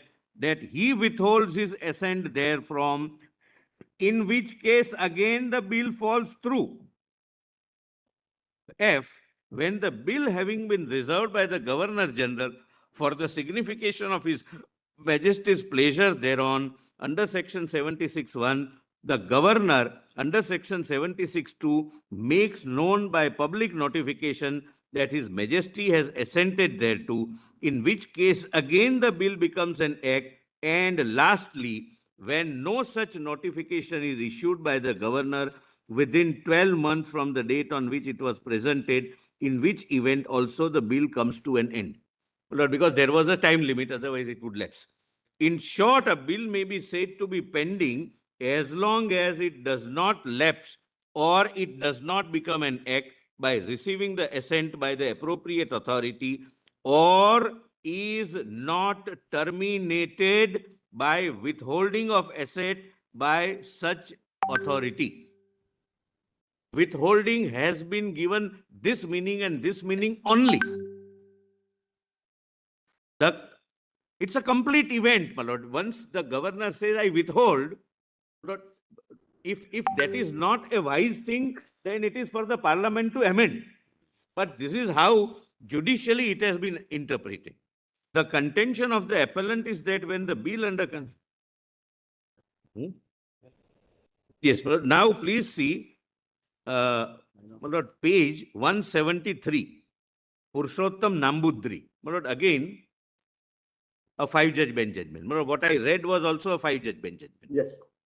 Then Valluri, Basavaiya Chaudhary, I have cited at 2 places, but I'll read it at page 173. One was cited to say that it is a legislative act.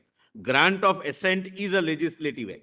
And therefore, I would come to that submission that there is no principles of natural justice or reasons, etc. It's a legislative act. It's a plenary constitutional power to be exercised by a high constitutional authority whose wisdom or bona fides are not to be doubted. Lord, please see at the foot, my lord, 173, it is submitted that Union of India versus Valluri Basavaiya Chaudhary. My lord, it's again a 5-judge bench judgment, my lord. My lord, none of these judgments are cited in Punjab, state of Punjab versus Union of India. 3-judge bench. Not even referred to. And in Tamil Nadu? The Tamil Nadu refers, but I'll show, my lord, how it says they are, they rely, Tamil Nadu relies on Punjab and say that these are per incurium or something. I'll come to Per that. incurium. How can 2 judges say that 5 judges bench are per incurium? Lord, Pavitra, it says it's for. my lord, there is one, Pavitra is not to be followed. Pavitra is, my lord, a 2-judge bench judgment, Yes. where Pavitra is- all this is considered, and Tamil Nadu says, Pavitra 1 or Pavitra 2? Pavitra 2. Pavitra 2. My lord, it follows 7-judge bench of Samsher Singh. And the Pavitra 2 was with regard to reservation. correct, my lord, but it was reserved for the precedent, and this question squarely arose about the justiciability, etc. Well, I think one of the Pavitras was two judges. Both are 2 judges. The one which is declared per incurium is by Justice. I was part to that bench. No, my lords were not. The what is I have held Pavitra to be per incurium in some matter. That is in Journal Singh with Justice. but that is on the question of reservation. On the reservation. On the reservation. My lords were sitting with Justice Vishwa Rao. Nageshwar Rao and Justice Khanna That's correct. in my lord Journal Singh. Jarnail Singh. But that is on a different point. But that's on the reservation of reservation. reservation. Not on this 200. Here, my lord, Pavitra, this question squarely arose. Pavitra refers. Quantifiable data. Yes, my lord. On the issue of quantifiable data. So Correct. Quantifiable data and designated commission, etc. But that was a separate issue, my lord, that we are not concerned. Here, my lord, Pavitra dealt with Article 200 and 201 with these judgments, 2-judge bench judgment, my lord, Justice Chandrachud and Justice Lalit, which is declared to be per incurium and relying upon, my lord, Punjab in Tamil Nadu case, my lord. But now see, Union of India. Surprised when you said that the Tamil Nadu judgment says that the constitution benches are per incurium. Only on one point. On one point, I'll read that. I'll read that. I'm not criticizing the judgment, my lord. I'll read what is written, my lord. I can't improve upon it. I can neither improve upon the text of the law or the judgment, my lord. I can only place it. My lord, Union of India versus Valluri Basavaiya Chaudhary, again, my lord, 5-judge, not cited in Punjab. The governor is, however, made a component part of the legislature of the state under Article 168 because every bill passed by the state legislature has to be reserved for the assent under Article 200. Under that article, the governor can adopt one of the 3 courses, namely, he may give his assent to it, in which case a bill becomes a law. 2, he may, except in case of a money bill, withhold assent therefrom, in which case the bill falls through unless. Again, unless is added here. Correct. It's the same language as. Correct, my lord. It is an exception to 1, 2, and 3. I have no difficulty, but it's not an exception to 2. But, And- there is no direct judgment so far which holds that the governor has the power to withhold the bill permanently. My lord, I have read, my lord, one judgment. It says it falls through. No, but both the judgments, it falls through. No. No, that judgment which you are relying, Whoop. no, it doesn't consider 200, it considers the Government of India Act of 1935. Same identical, perimaterial. Wherein timelines are also provided. Timeline has no, my lord, relevance. Timeline, according to the time, it's all on the timelines. The 1935 Act provided no timeline. I'm sorry, my lord, I'm sorry. Yeah, it can be distinguished on other ground. Timeline is a separate issue. The text of 200 may be paramateria to 73, 74 of the 1935 Act. Correct. But there is a slight distinction. It's not as, the words are not 100% imported from the 1935 Act. I'll, my lord, show the, show, my lord, the, So- both the provisions. so- Lord, so- timeline is the seventh option, that if it's not done within 12 months, then it lapses. That's the only addition, my lord, there is no change. My lord, as a matter of fact, Government of India Act, which is considered, had no timelines. But even if, my lord, there is a timeline, it is a last option that then it lapses. It's an option of the legislature. My lord, please see page 143 is that provision. Page 143. Page one. 143. My lord, your lordships have read it, my lord. 143, my lord, the 75 of Government of India. Perimeteria provision, my lords. And there was no timeline stipulated. The court says that if it is returned by the President, I'm sorry, my lord, the Chief Justice is reading. Have a provision in his discretion. 35 Act. In his discretion. Where are you reading? Have a look. I know, I have highlighted it. You possibly missed when I was arguing. Yes. Difference. My lord, I can have a discretion of A, B, C. Correct. Correct, my lord? One provision. Second provision says that I may do A, B, C. So the word discretion being taken away. Judgment which we've been reading just now, they club your may with two. No, no, my lord. I'm saying something else. I'm on a discretion that the word No, you are replying to Mr. Sibal. Yes. You address the point, why you have to reply to him? I'm responding to his interjection, my lord, which was out of context. There.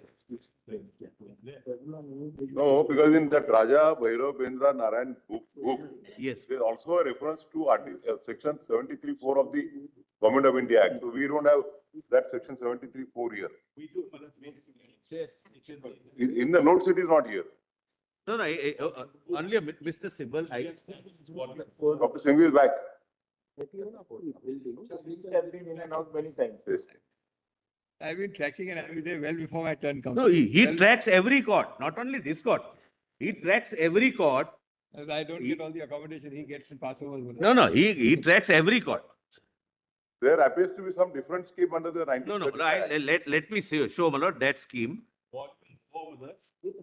I'm there, Mr. Sibal. You can rest assured. PDF 382. No, you just said it's the same, therefore I was okay. निकाल लेना volume को. PDF 382. And now this logic, just as an aside, if you apply this to 111 of the Constitution, if the Parliament passes a bill, the President of India can withhold it, and it lapses. The same logic will apply to 111. Why are you angry? If No, that but is so, then- that is so. No, but then he distinguishes that, About it. That's the that, Constitution. his answer to that is that the President has no discretion. He has. Whereas the Governor has a discretion. How can we that be? No, he- when- that's the scheme. If the language of 111 is he can give consent or withhold consent.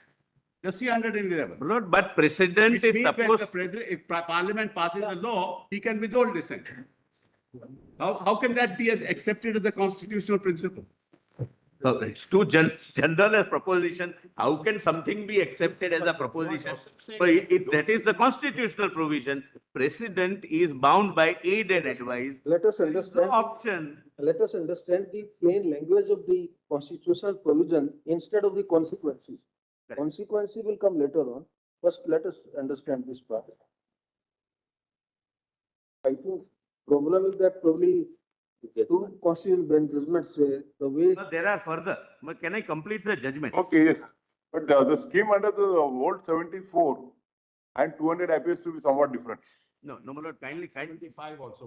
Let Mr. Sibal, my lord. No, I'm just pointing out the page. PDF. No, you are saying that there are no timelines. If you read 74, I, 74(2), there is a specific timeline of 12 months.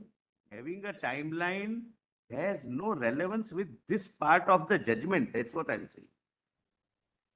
Okay, can I, my lord, again read it? Let us again. So therefore, But can I read? When we interpret 200, we will be more guided by Kameshwar and Valluri Baswaya than that Bhairava, Can I read? that Raja Bhairavendra.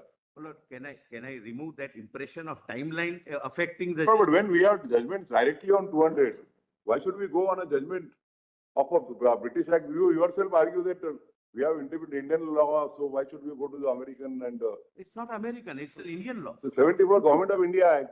No, it's a Supreme, your Lordship's judgment. But now we have our own constitution. Who is your Lordship's judgment? Because our judgment interpreting 74. I can't argue, my Lord, if your Lordships are a respondent. No, it's our judgment interpreting 74. Correct, my But Lord. when we have direct judgments interpreting 200 of our constitution, why should we go to the interpretation on 74? Scheme is same, number is different. Scheme, we are saying prima facie it doesn't appear to be identical. Therefore, my Lord, that prima facie impression, can I? Then why don't we restrict ourselves to the interpretation of 200? When there are judgments on interpretation of 200. Can I, my Lord, remove that prima facie impression? Yes. Kindly have a look at section 74. Subject to the provisions of this section, a bill shall not be deemed to have been passed by the chambers of the legislature of a province having a legislative council unless it has been agreed by both. My Lord, we are not concerned. Then your Lordships may kindly come to 75. My Lord, 75 is relevant. My Lord, at page 383. The court is on. 383, My Lord, if your Lordship. volume 4.1. Section reading. It's same, my Lord. Read it. 73, my Lord. Yes, we are. Section 75. Both discretion. My Lord, I would request Mr. Sibal, my Lord, to. These are prima facie observations. Neither I should feel discouraged, nor. No.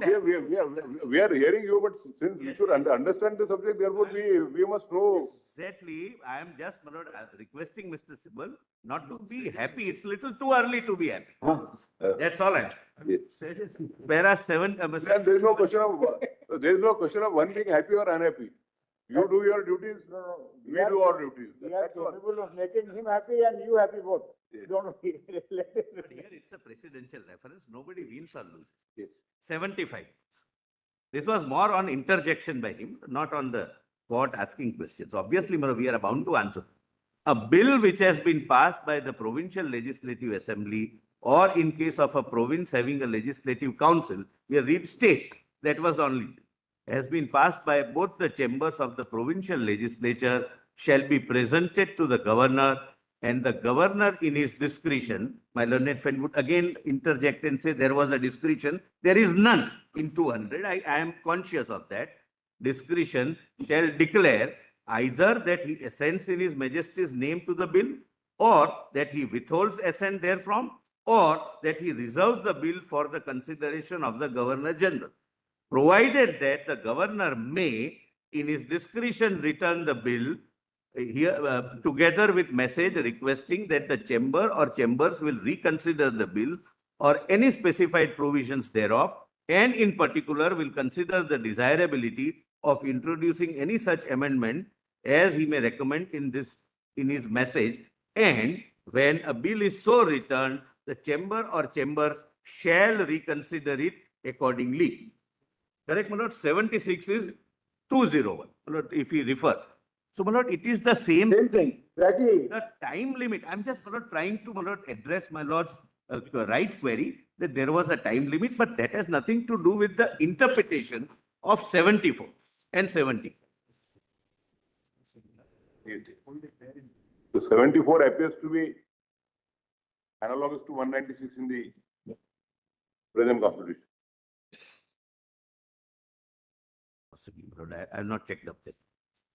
We are just trying to compare. Yes, possibly. 196 and 197, possibly, I'm told. Now let us see. You are Now, saying that there are many more judgments, so we'll go to them. yes.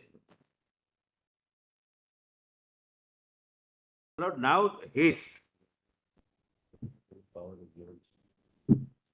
Lord, here only one addition which the Supreme Court makes is with regard to money bill, which is not provided in the first part of Article 200. President cannot withhold money bill.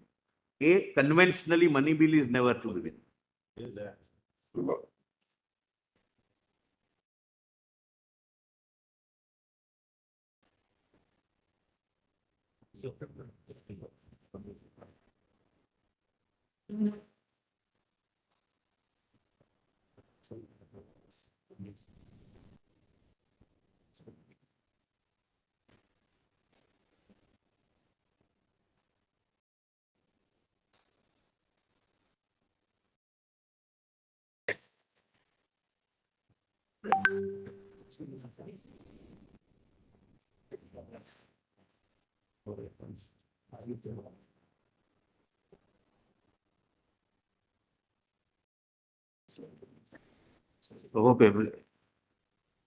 Hope everything is fine. Yes, sir. So now there is a three judgment of haste. Yes. A haste or my lord, haste, my lord.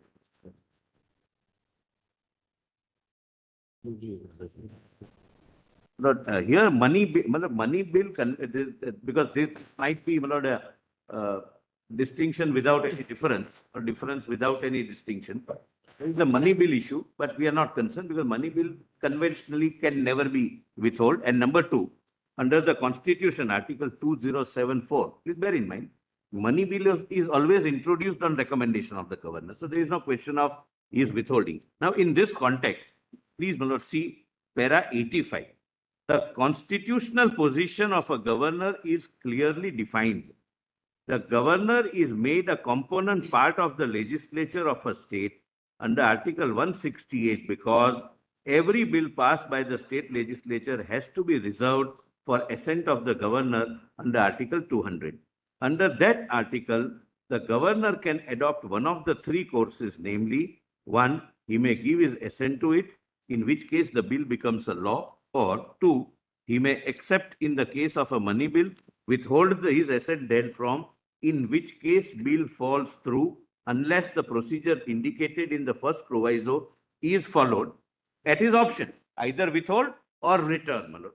That doesn't appear to be the plain reading of that sentence. That's my contention. That's how I interpret it. Unless otherwise will have no meaning.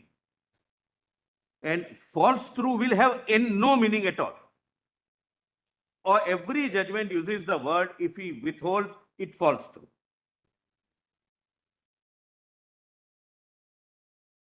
But again, please examine from one angle and please remove for the time being that impression.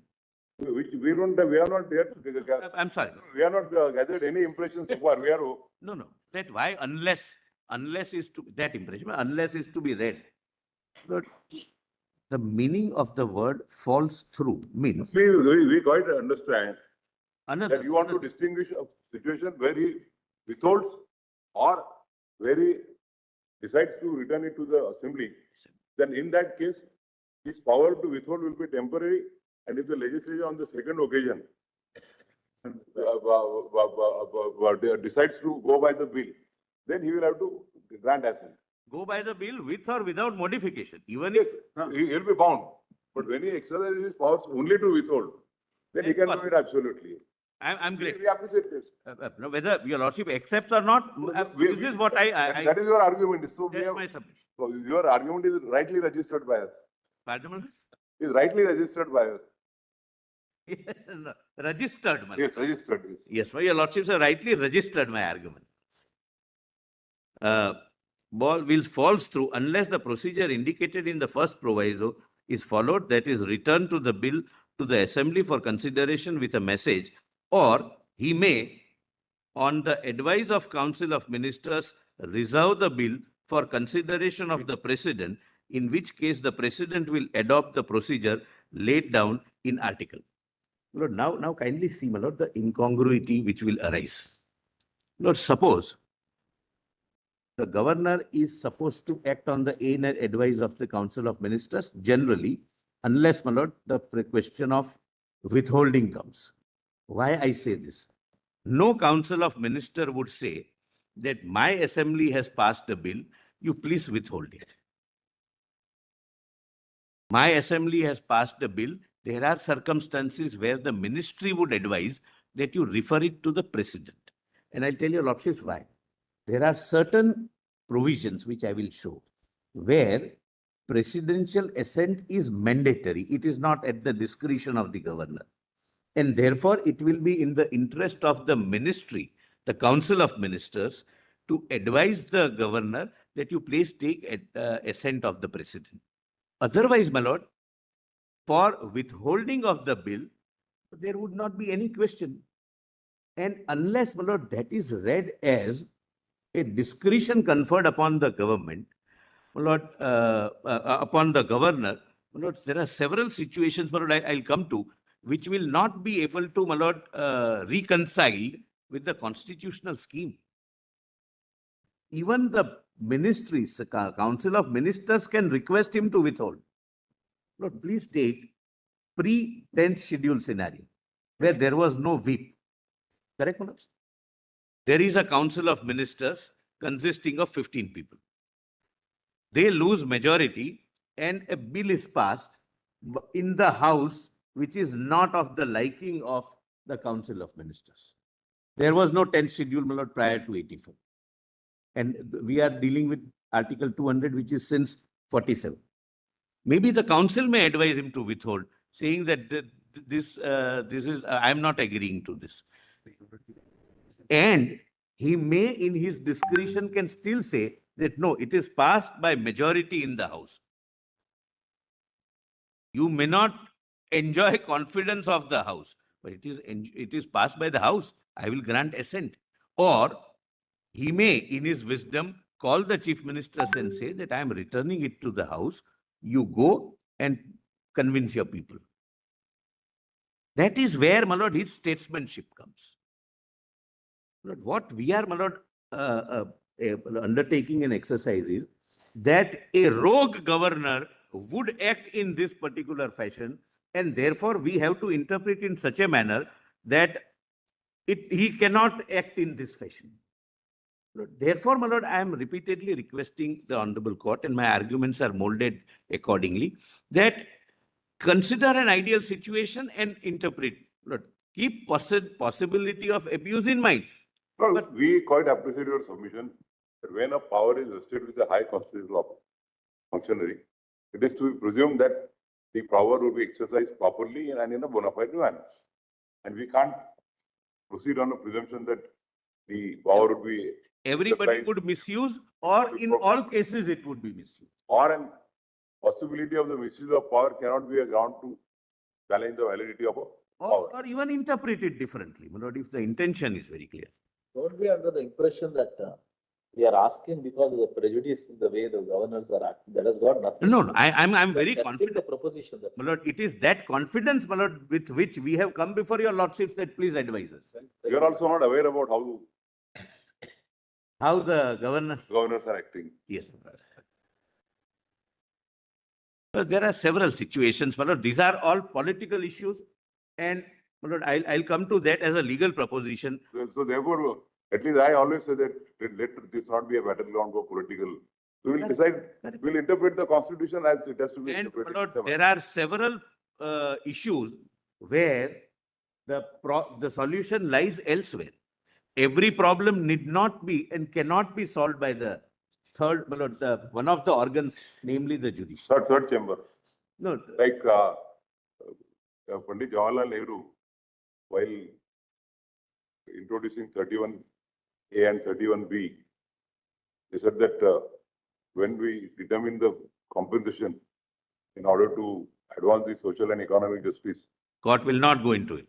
We expect that the Supreme Court and the High Courts would not act as a third chamber. Third chamber, yes. No, in fact, thereafter it was prohibited also that the court cannot go into. Yes, but then that has been set aside. That those amendments have been set aside not once but twice. The executive or legislature has never been permitted to encroach upon the third organ of the state. I leave it at that. You want us to comment on that? No. No. No. My statement was like withhold complete. In spite of Keshav and Bharti, those two provisions, in Article 13 and 368 were again sought to be reintroduced, and they were again set aside. Yes. So, my lord, therefore, my lord, I said that executive and legislature has never been permitted to encroach upon the judiciary. No comments from this side. Yes. There is one judgment on that, my lord. There is one judgment on that. I am going to rely upon it, my lord, on justiciability. Now, my lord, please come to, my lord, State of Punjab versus Governor of Punjab. My lord, this is that three-judge judgment, three-judge bench judgment, my lord. My lord, please mark, please note the judgments which I read before your lordships Were not noticed by this bench. is not noted. My lord, Either not brought to the notice or not noticed. So either way, my lord, it's correct. so your argument would be this is per incuriam those constitution bench judgment. It could have said that it does not mean what I am contending, but I didn't appear, but I'm just hypothetical, whoever appeared. It could have said that these judgments do not apply, or it applies in a fact, but nothing, my lord, it's in ignorance of those judgments. My lord, kindly see para 20 at page 175.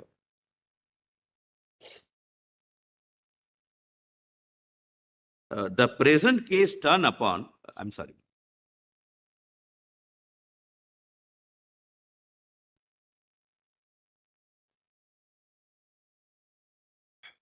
Lord, I'm on page 175. Yes.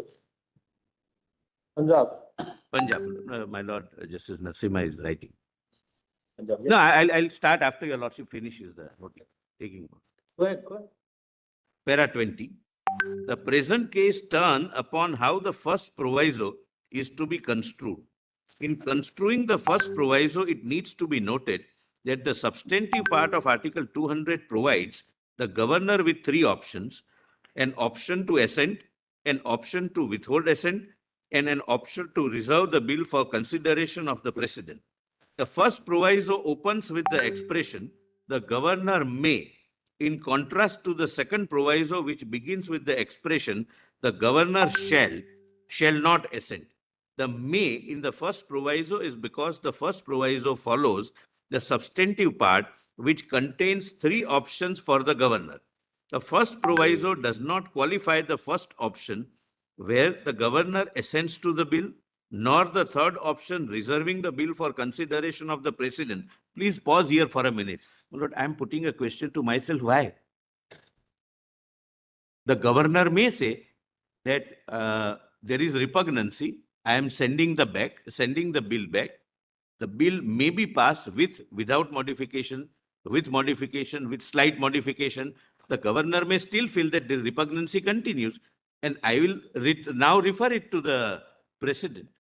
What is prevented is he cannot withhold, not that he cannot thereafter refer it to the President.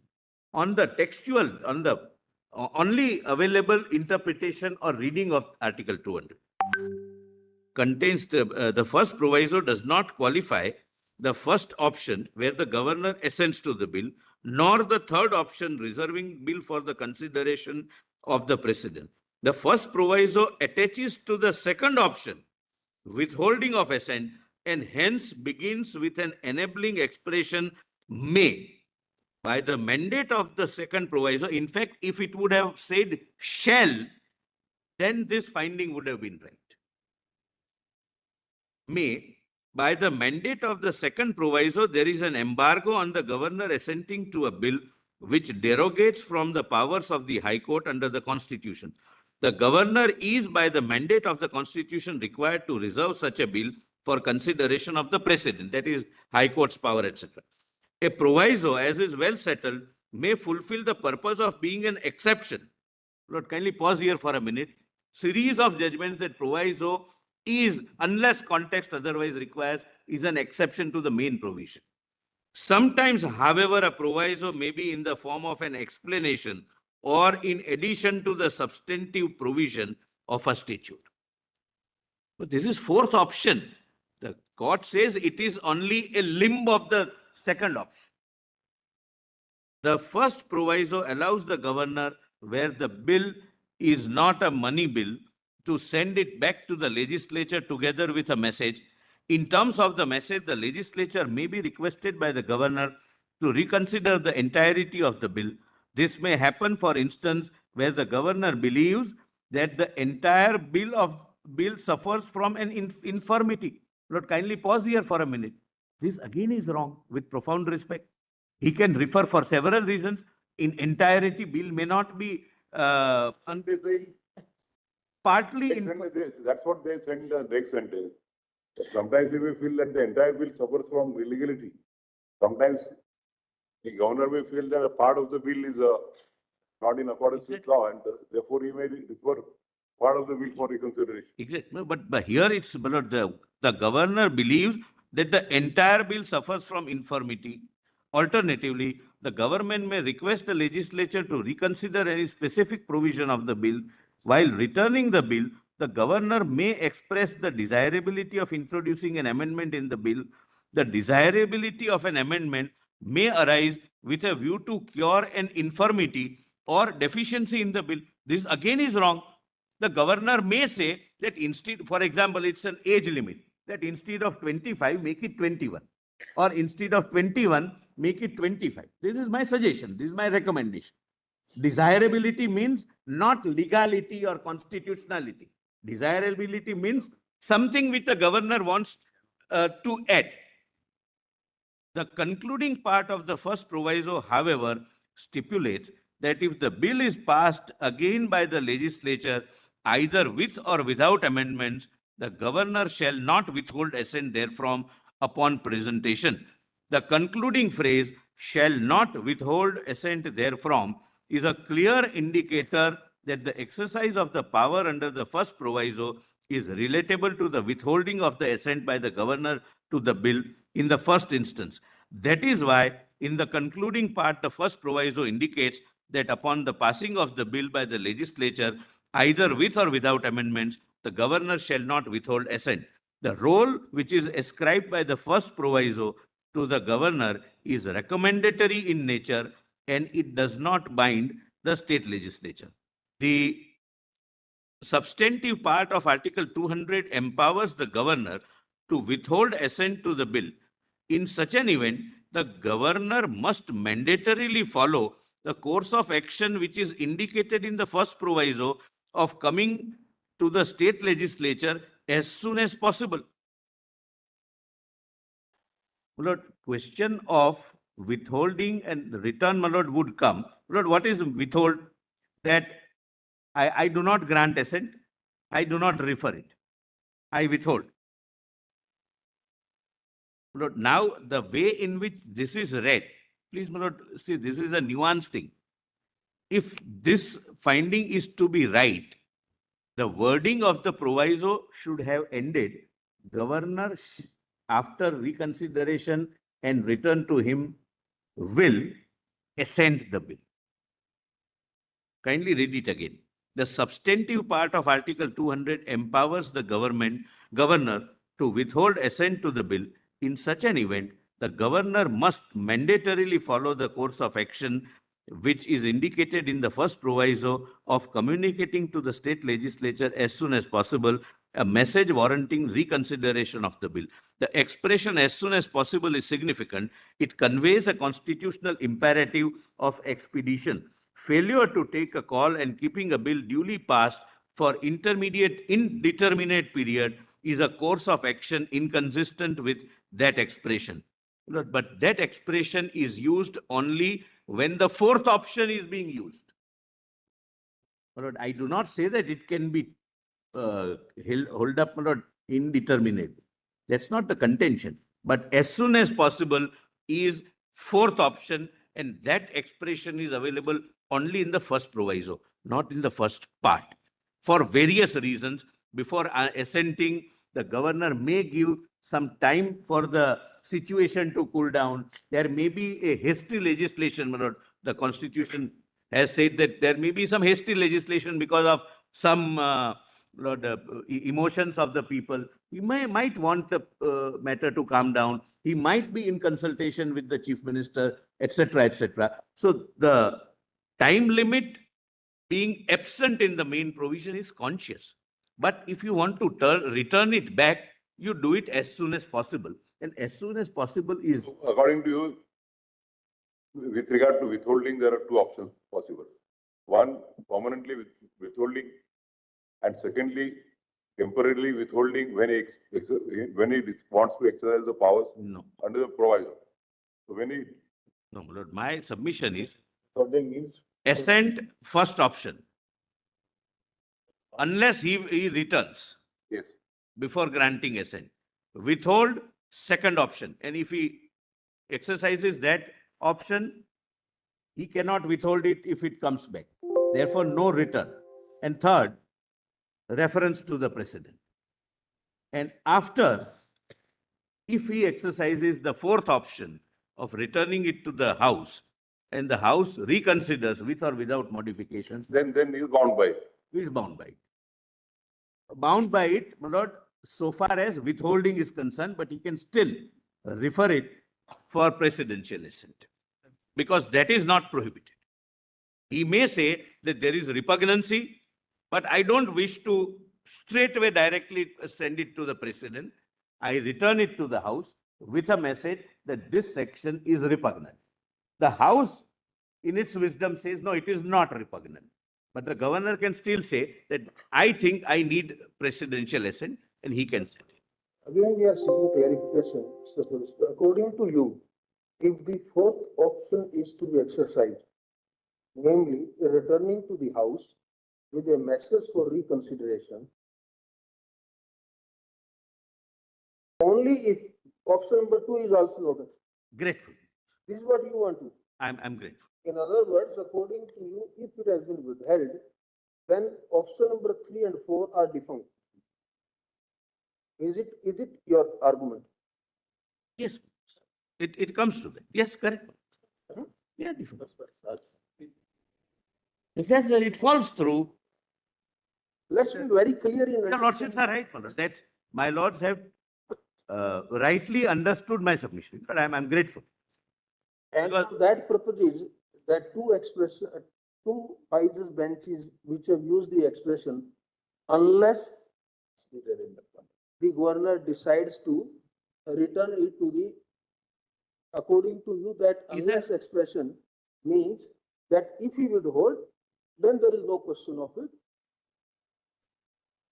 Grateful, I'm grateful. But probably you are trying. I'm grateful. My lord, whether that finds favor with your lordships or not, That's a different my lord, that's We should understand that. that's the satisfaction of a lawyer, my lord, when we can communicate what is. Net solicitor, that words beginning from unless I think that. have to be referred to the fourth option. Are referable to the fourth option and not to the second option. Yes, yes. Fourth option, provided that second option is not. why is the fourth option being placed as a proviso? And why not in the main? Why did they need a proviso for that? Look, If that was a separate independent exercise or one of the four, routes which the governor could follow. One is accept, two is know. withhold, three is refer to the president, and fourth is to return back to the house. I'll show, my lord. If Why proviso for that? The I- fourth could have been a part of the main. I'll answer that. That proviso, My lord, there are two answers. If the way in which it is being read here, how Article 200 would have been worded, I have shown. And perhaps it is maintained in the proviso because historically it was always a proviso. then according to you, the constitutional benches of 1952 and 56 have not correctly interpreted the Article 200 and the proviso. No, my lord, I'm relying upon that. He is relying on that. He says that I'm relying upon. that word What beginning from unless has to be referable to only to the proviso. No, unless it's attached to withholding. No, my lord. Yes. It cannot be. For, Therefore, that has been wrongly decided. you can say, I mean, rather than conveying through. What you are putting to us, why does the word unless in the judgment appear after withholding of assent? Yes, as the second option for the government. We need to be very clear as to what is your submission and what the constitution benches have decided.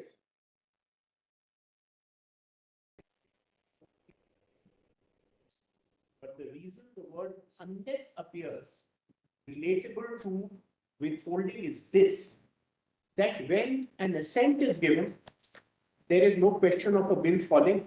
Correct. When a bill is reserved or sent to the president, there is no question of a bill falling. The consequence of a bill falling only arises when under Article 200, the governor declares that he is withholding assent. It is in that context that the judgment says that the bill falls through unless you send it to the assembly. Doesn't mean it becomes an adjunct of Second option. of withholding. It is still an independent option. The reason in the Constitution when judgment unless appears is because either when the assent is given or it is sent to the president, there is no question of a bill falling. In this case, there is a case of a bill falling. It finishes the bill. That is why they say it will not finish if you exercise the fourth option and send.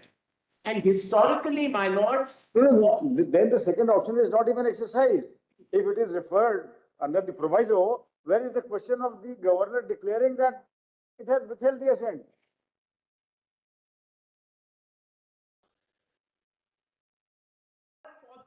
sent to the Then legislature, there is no withholding by the governor. not for a setback. Correct. Then there is no withholding. Historically, After withholding, can the governor send it? declares a withholding. Correct. The bill falls. Right. And that's the end of it.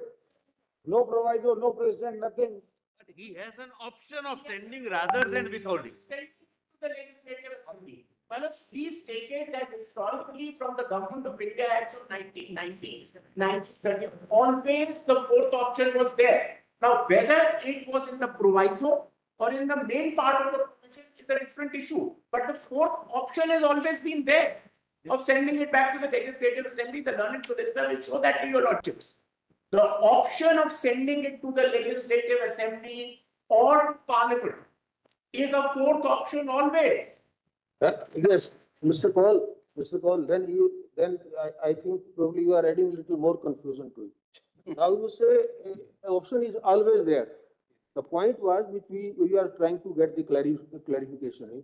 This provided, this option 4, can it be exercised after option number 2 has been exercised? This is what we are asking you the question. No, it cannot.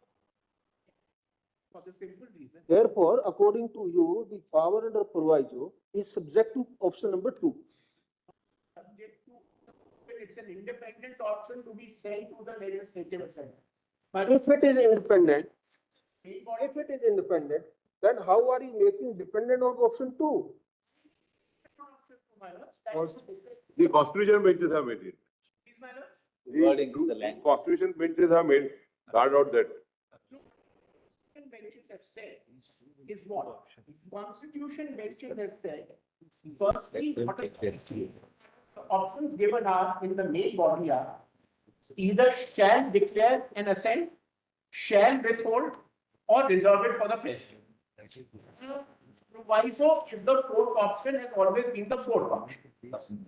The Constitution bench judgments also says can reserve it for the president, can assent, can withhold assent, and the bill will fall. But it will not fall if it is sent to the legislative assembly. And I'll tell you, lordships. That's the whole thing. Then there is no withholding. May I say with respect, may I? Proviso applies There is a first declaration. and third option. For withholding also, there has to be a declaration. Is concerned, why it can't be linked to withholding? I'll give an example to you. A governor may be inclined to give assent, for bill, may be largely in agreement with the bill, but may feel certain tweaking, modification, etc. has to take place because it's ultimately part of a legislative process. This function of the governor is part of a legislative process. The heading of the part in the Constitution is legislative procedure, where Article 196 begins and then goes on to 200. It's part of the legislative process that your lordships have. Now, therein he may feel that some tweaking is required. So he sends it back for certain modifications. Even before the assent, he may be inclined to assent. Now, a situation may arise where he may feel that yes, it needs to be referred to a president. Yet he may feel that before it goes to the president, whether on issue of repugnancy, constitutional concerns, or anything else, we may need some tweaking or modification or a consultative process with the legislative assembly, and I may then send it to the president. So it can't be said that the fourth option is only related to the withholding. That is not the idea. Withholding. If you read it again, the intention is that withholding could be permanent or it could be temporary. Present. And temporary would be when proviso would be exercised along with withholding. And after that, when it comes back, either if it is reiterated, then he has, with or without amendment, then he has no option but to grant the assent. Correct? Refer to the president, but he cannot withhold. He cannot withhold that. Withhold. Thereafter. Correct. So therefore, till that time, it is withheld when when proviso is not exercised. Yes. Therefore, if the governor declares that he is withholding the assent, the bill, then it falls permanently. The proviso is not exercised by him. Shall declare withheld. And he can declare it to withhold along with exercise of the proviso. Send it back. We just send it back. Why? Then if he sends it back, then he's bound by whatever this is the second time. Comes back, he cannot withhold. Then he has, So therefore, Then he has two choices. solicitor's argument is that, as we understand, that withholding and exercising the power under proviso are two different things. correct, Manoj. If he decides to withhold, he may decide to withhold at the threshold.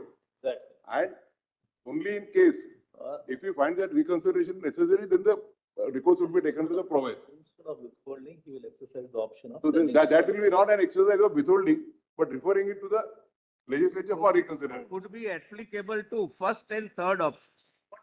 Just say, if I may, is the crux. Instead of withholding, Right away. Right away. right away, send it. No, then your argument is contrary to what the learned solicitor is arguing. Just treating it as a fourth option. The fourth option of returning it as part of a legislative process and a consultative process with the. No, you are saying that withholding and in the meantime sending it back. Instead of withholding, I said. So you said, I said that is what I thought fell also from my law. Instead of withholding. Withholding is one option. Assent is the second option. Reference to the president is the third option. That is why the expression which says instead of, it gets color, provided that the governor may as soon as possible after the presentation of the bill return. Return, sir. Instead of withholding, has a doubt about it's. As your lordships rightly said, the words used in the proviso are after the presentation to him of the bill for assent, not withholding of assent. It says after, as soon as possible after. Are also arguing that if the power to withhold has been exercised, then option number 2 and 3 becomes defunct. Right. Not left with power number 1 and 3. Withhold is 2. holding is 2, Two. so that means 3 and 4. 1, One in any case goes. 1, 3 and 4. Yes. One is not there. Obviously. Assent is not there. That's My why lords are 2. right. My lords So are right. once the governor exercise option number 2, Yes. then option number 3 and 4 become defunct. This Because, my lords, the bill falls through as we are seeing the judgment. If the bill falls through, then how is it kept alive? Brother correctly said it. we are interpreting a constitutional provision which will lead to rendering two provisions, if not fully, partially defunct. No, my No, lord. no, no, no. It would be contrary. No. That is our submission. My lord, there are three options if they are available, and one option is exercised. Because of exercise of that one option, if the other two options become unavailable, there is nothing wrong with that constitutional interpretation. An embargo which is not visible in Article 200, why do you want to read that embargo on governor's power? If you want to, according to you, the governor has very wide optional powers there. So today, why, as my brother Vikram has pointed out, today he decided to withhold it because he knows that this act in the present form cannot be allowed to be passed. So he withhold it. After that, there is a deliberation, there are examinations, and then he finds that partially it can be modified or substantially it can be replaced. And then he gives a chance to the assembly that now he can go ahead. Thereafter, he loses his right of withholding. Look, but a governor can absolutely also come to a conclusion that a bill in its entirety needs to be withheld. It need not be sent back. That's what is argued by the learned scholars. So suppose it's That is why withhold has been used. Otherwise, he would have declined to grant assent. Otherwise, the main body. Why word withhold? Withhold, no, the main body could have said withhold and return. The main body, Right. the main body could have said withhold and return. Call it is better than I think we. Yes, well, no, I thought there was. Yeah. First, let the solicitor complete, then we'll come to you as per your turn. this. So these are the judgments, my lord, I have cited. Lord, now please come to We are through with all the judgment. on this, my lord, 200 on options, my lord. I was reading, my lord, last the judgment in Punjab, my lords. Then no, para 25 would also be important that. I'll read it, my lords. 176. 176. Yes. The governor, as an unelected head of the state, but is representing the president who is appointed by, who is first of all elected. Let us understand this, my lord. My lord, this is the impression which is carrying in everyone's mind. That governor is an unelected man. What can he do? What are his powers? But we must understand. He is He is the representative of the central government there. He is the representative of the. No, something president. else. He is representing President of India.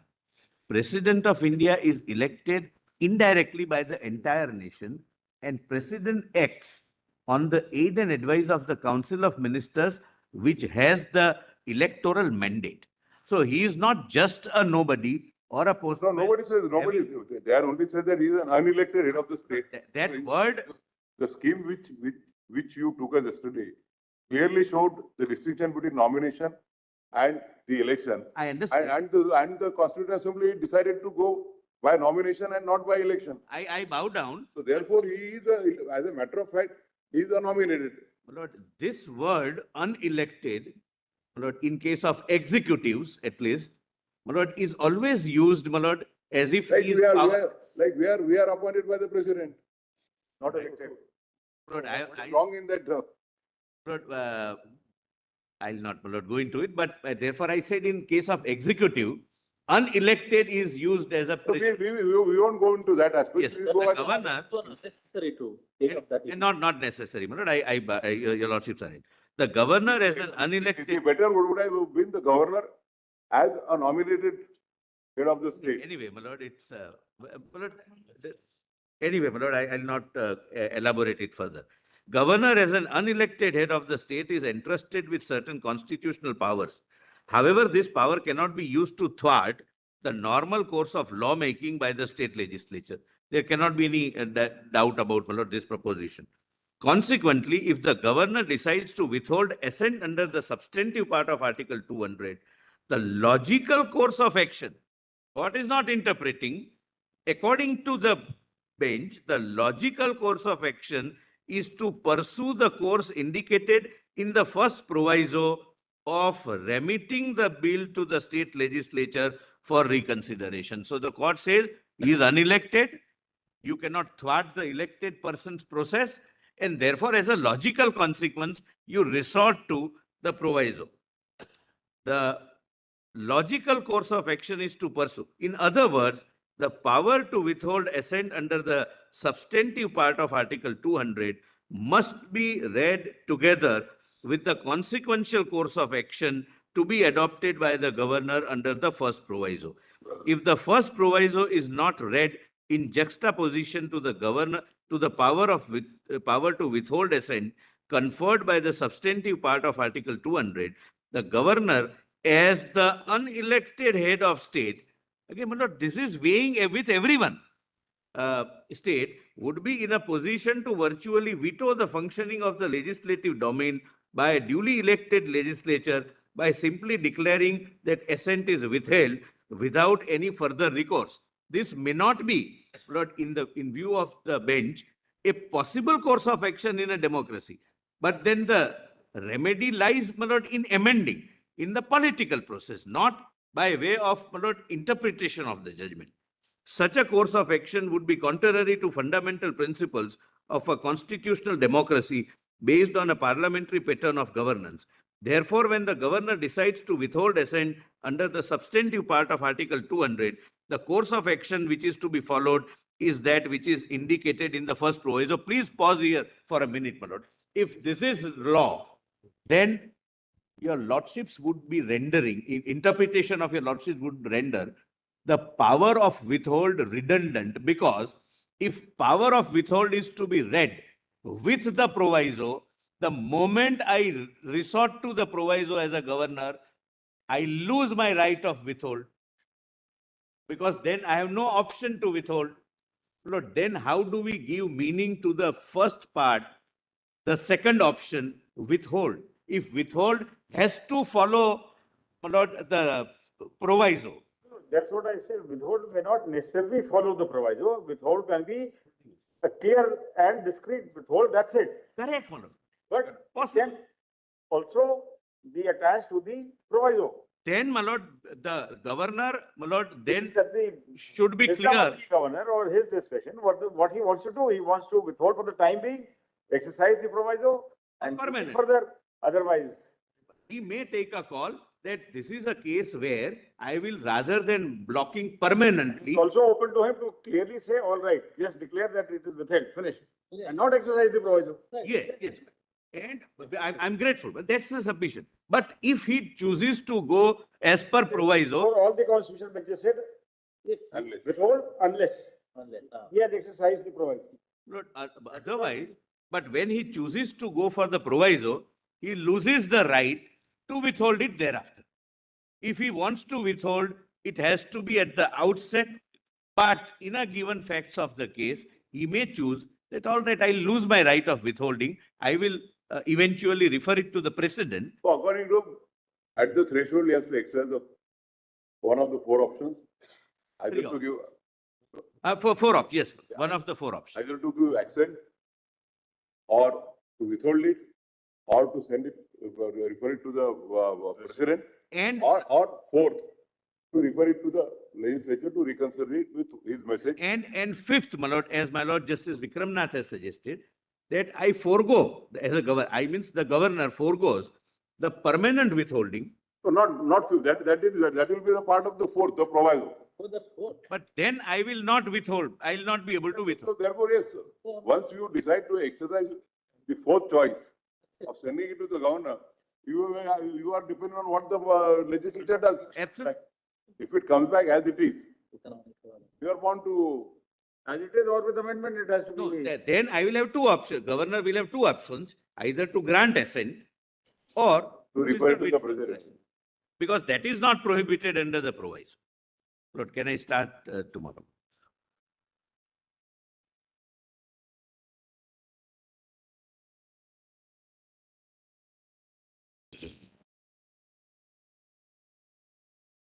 Madam, As per the timeline, I think by Tuesday, your we side. will not cross the time allotted to us together. The lordships have given 4 days. Yes. Today is the second day. We will so adjust, my lord, that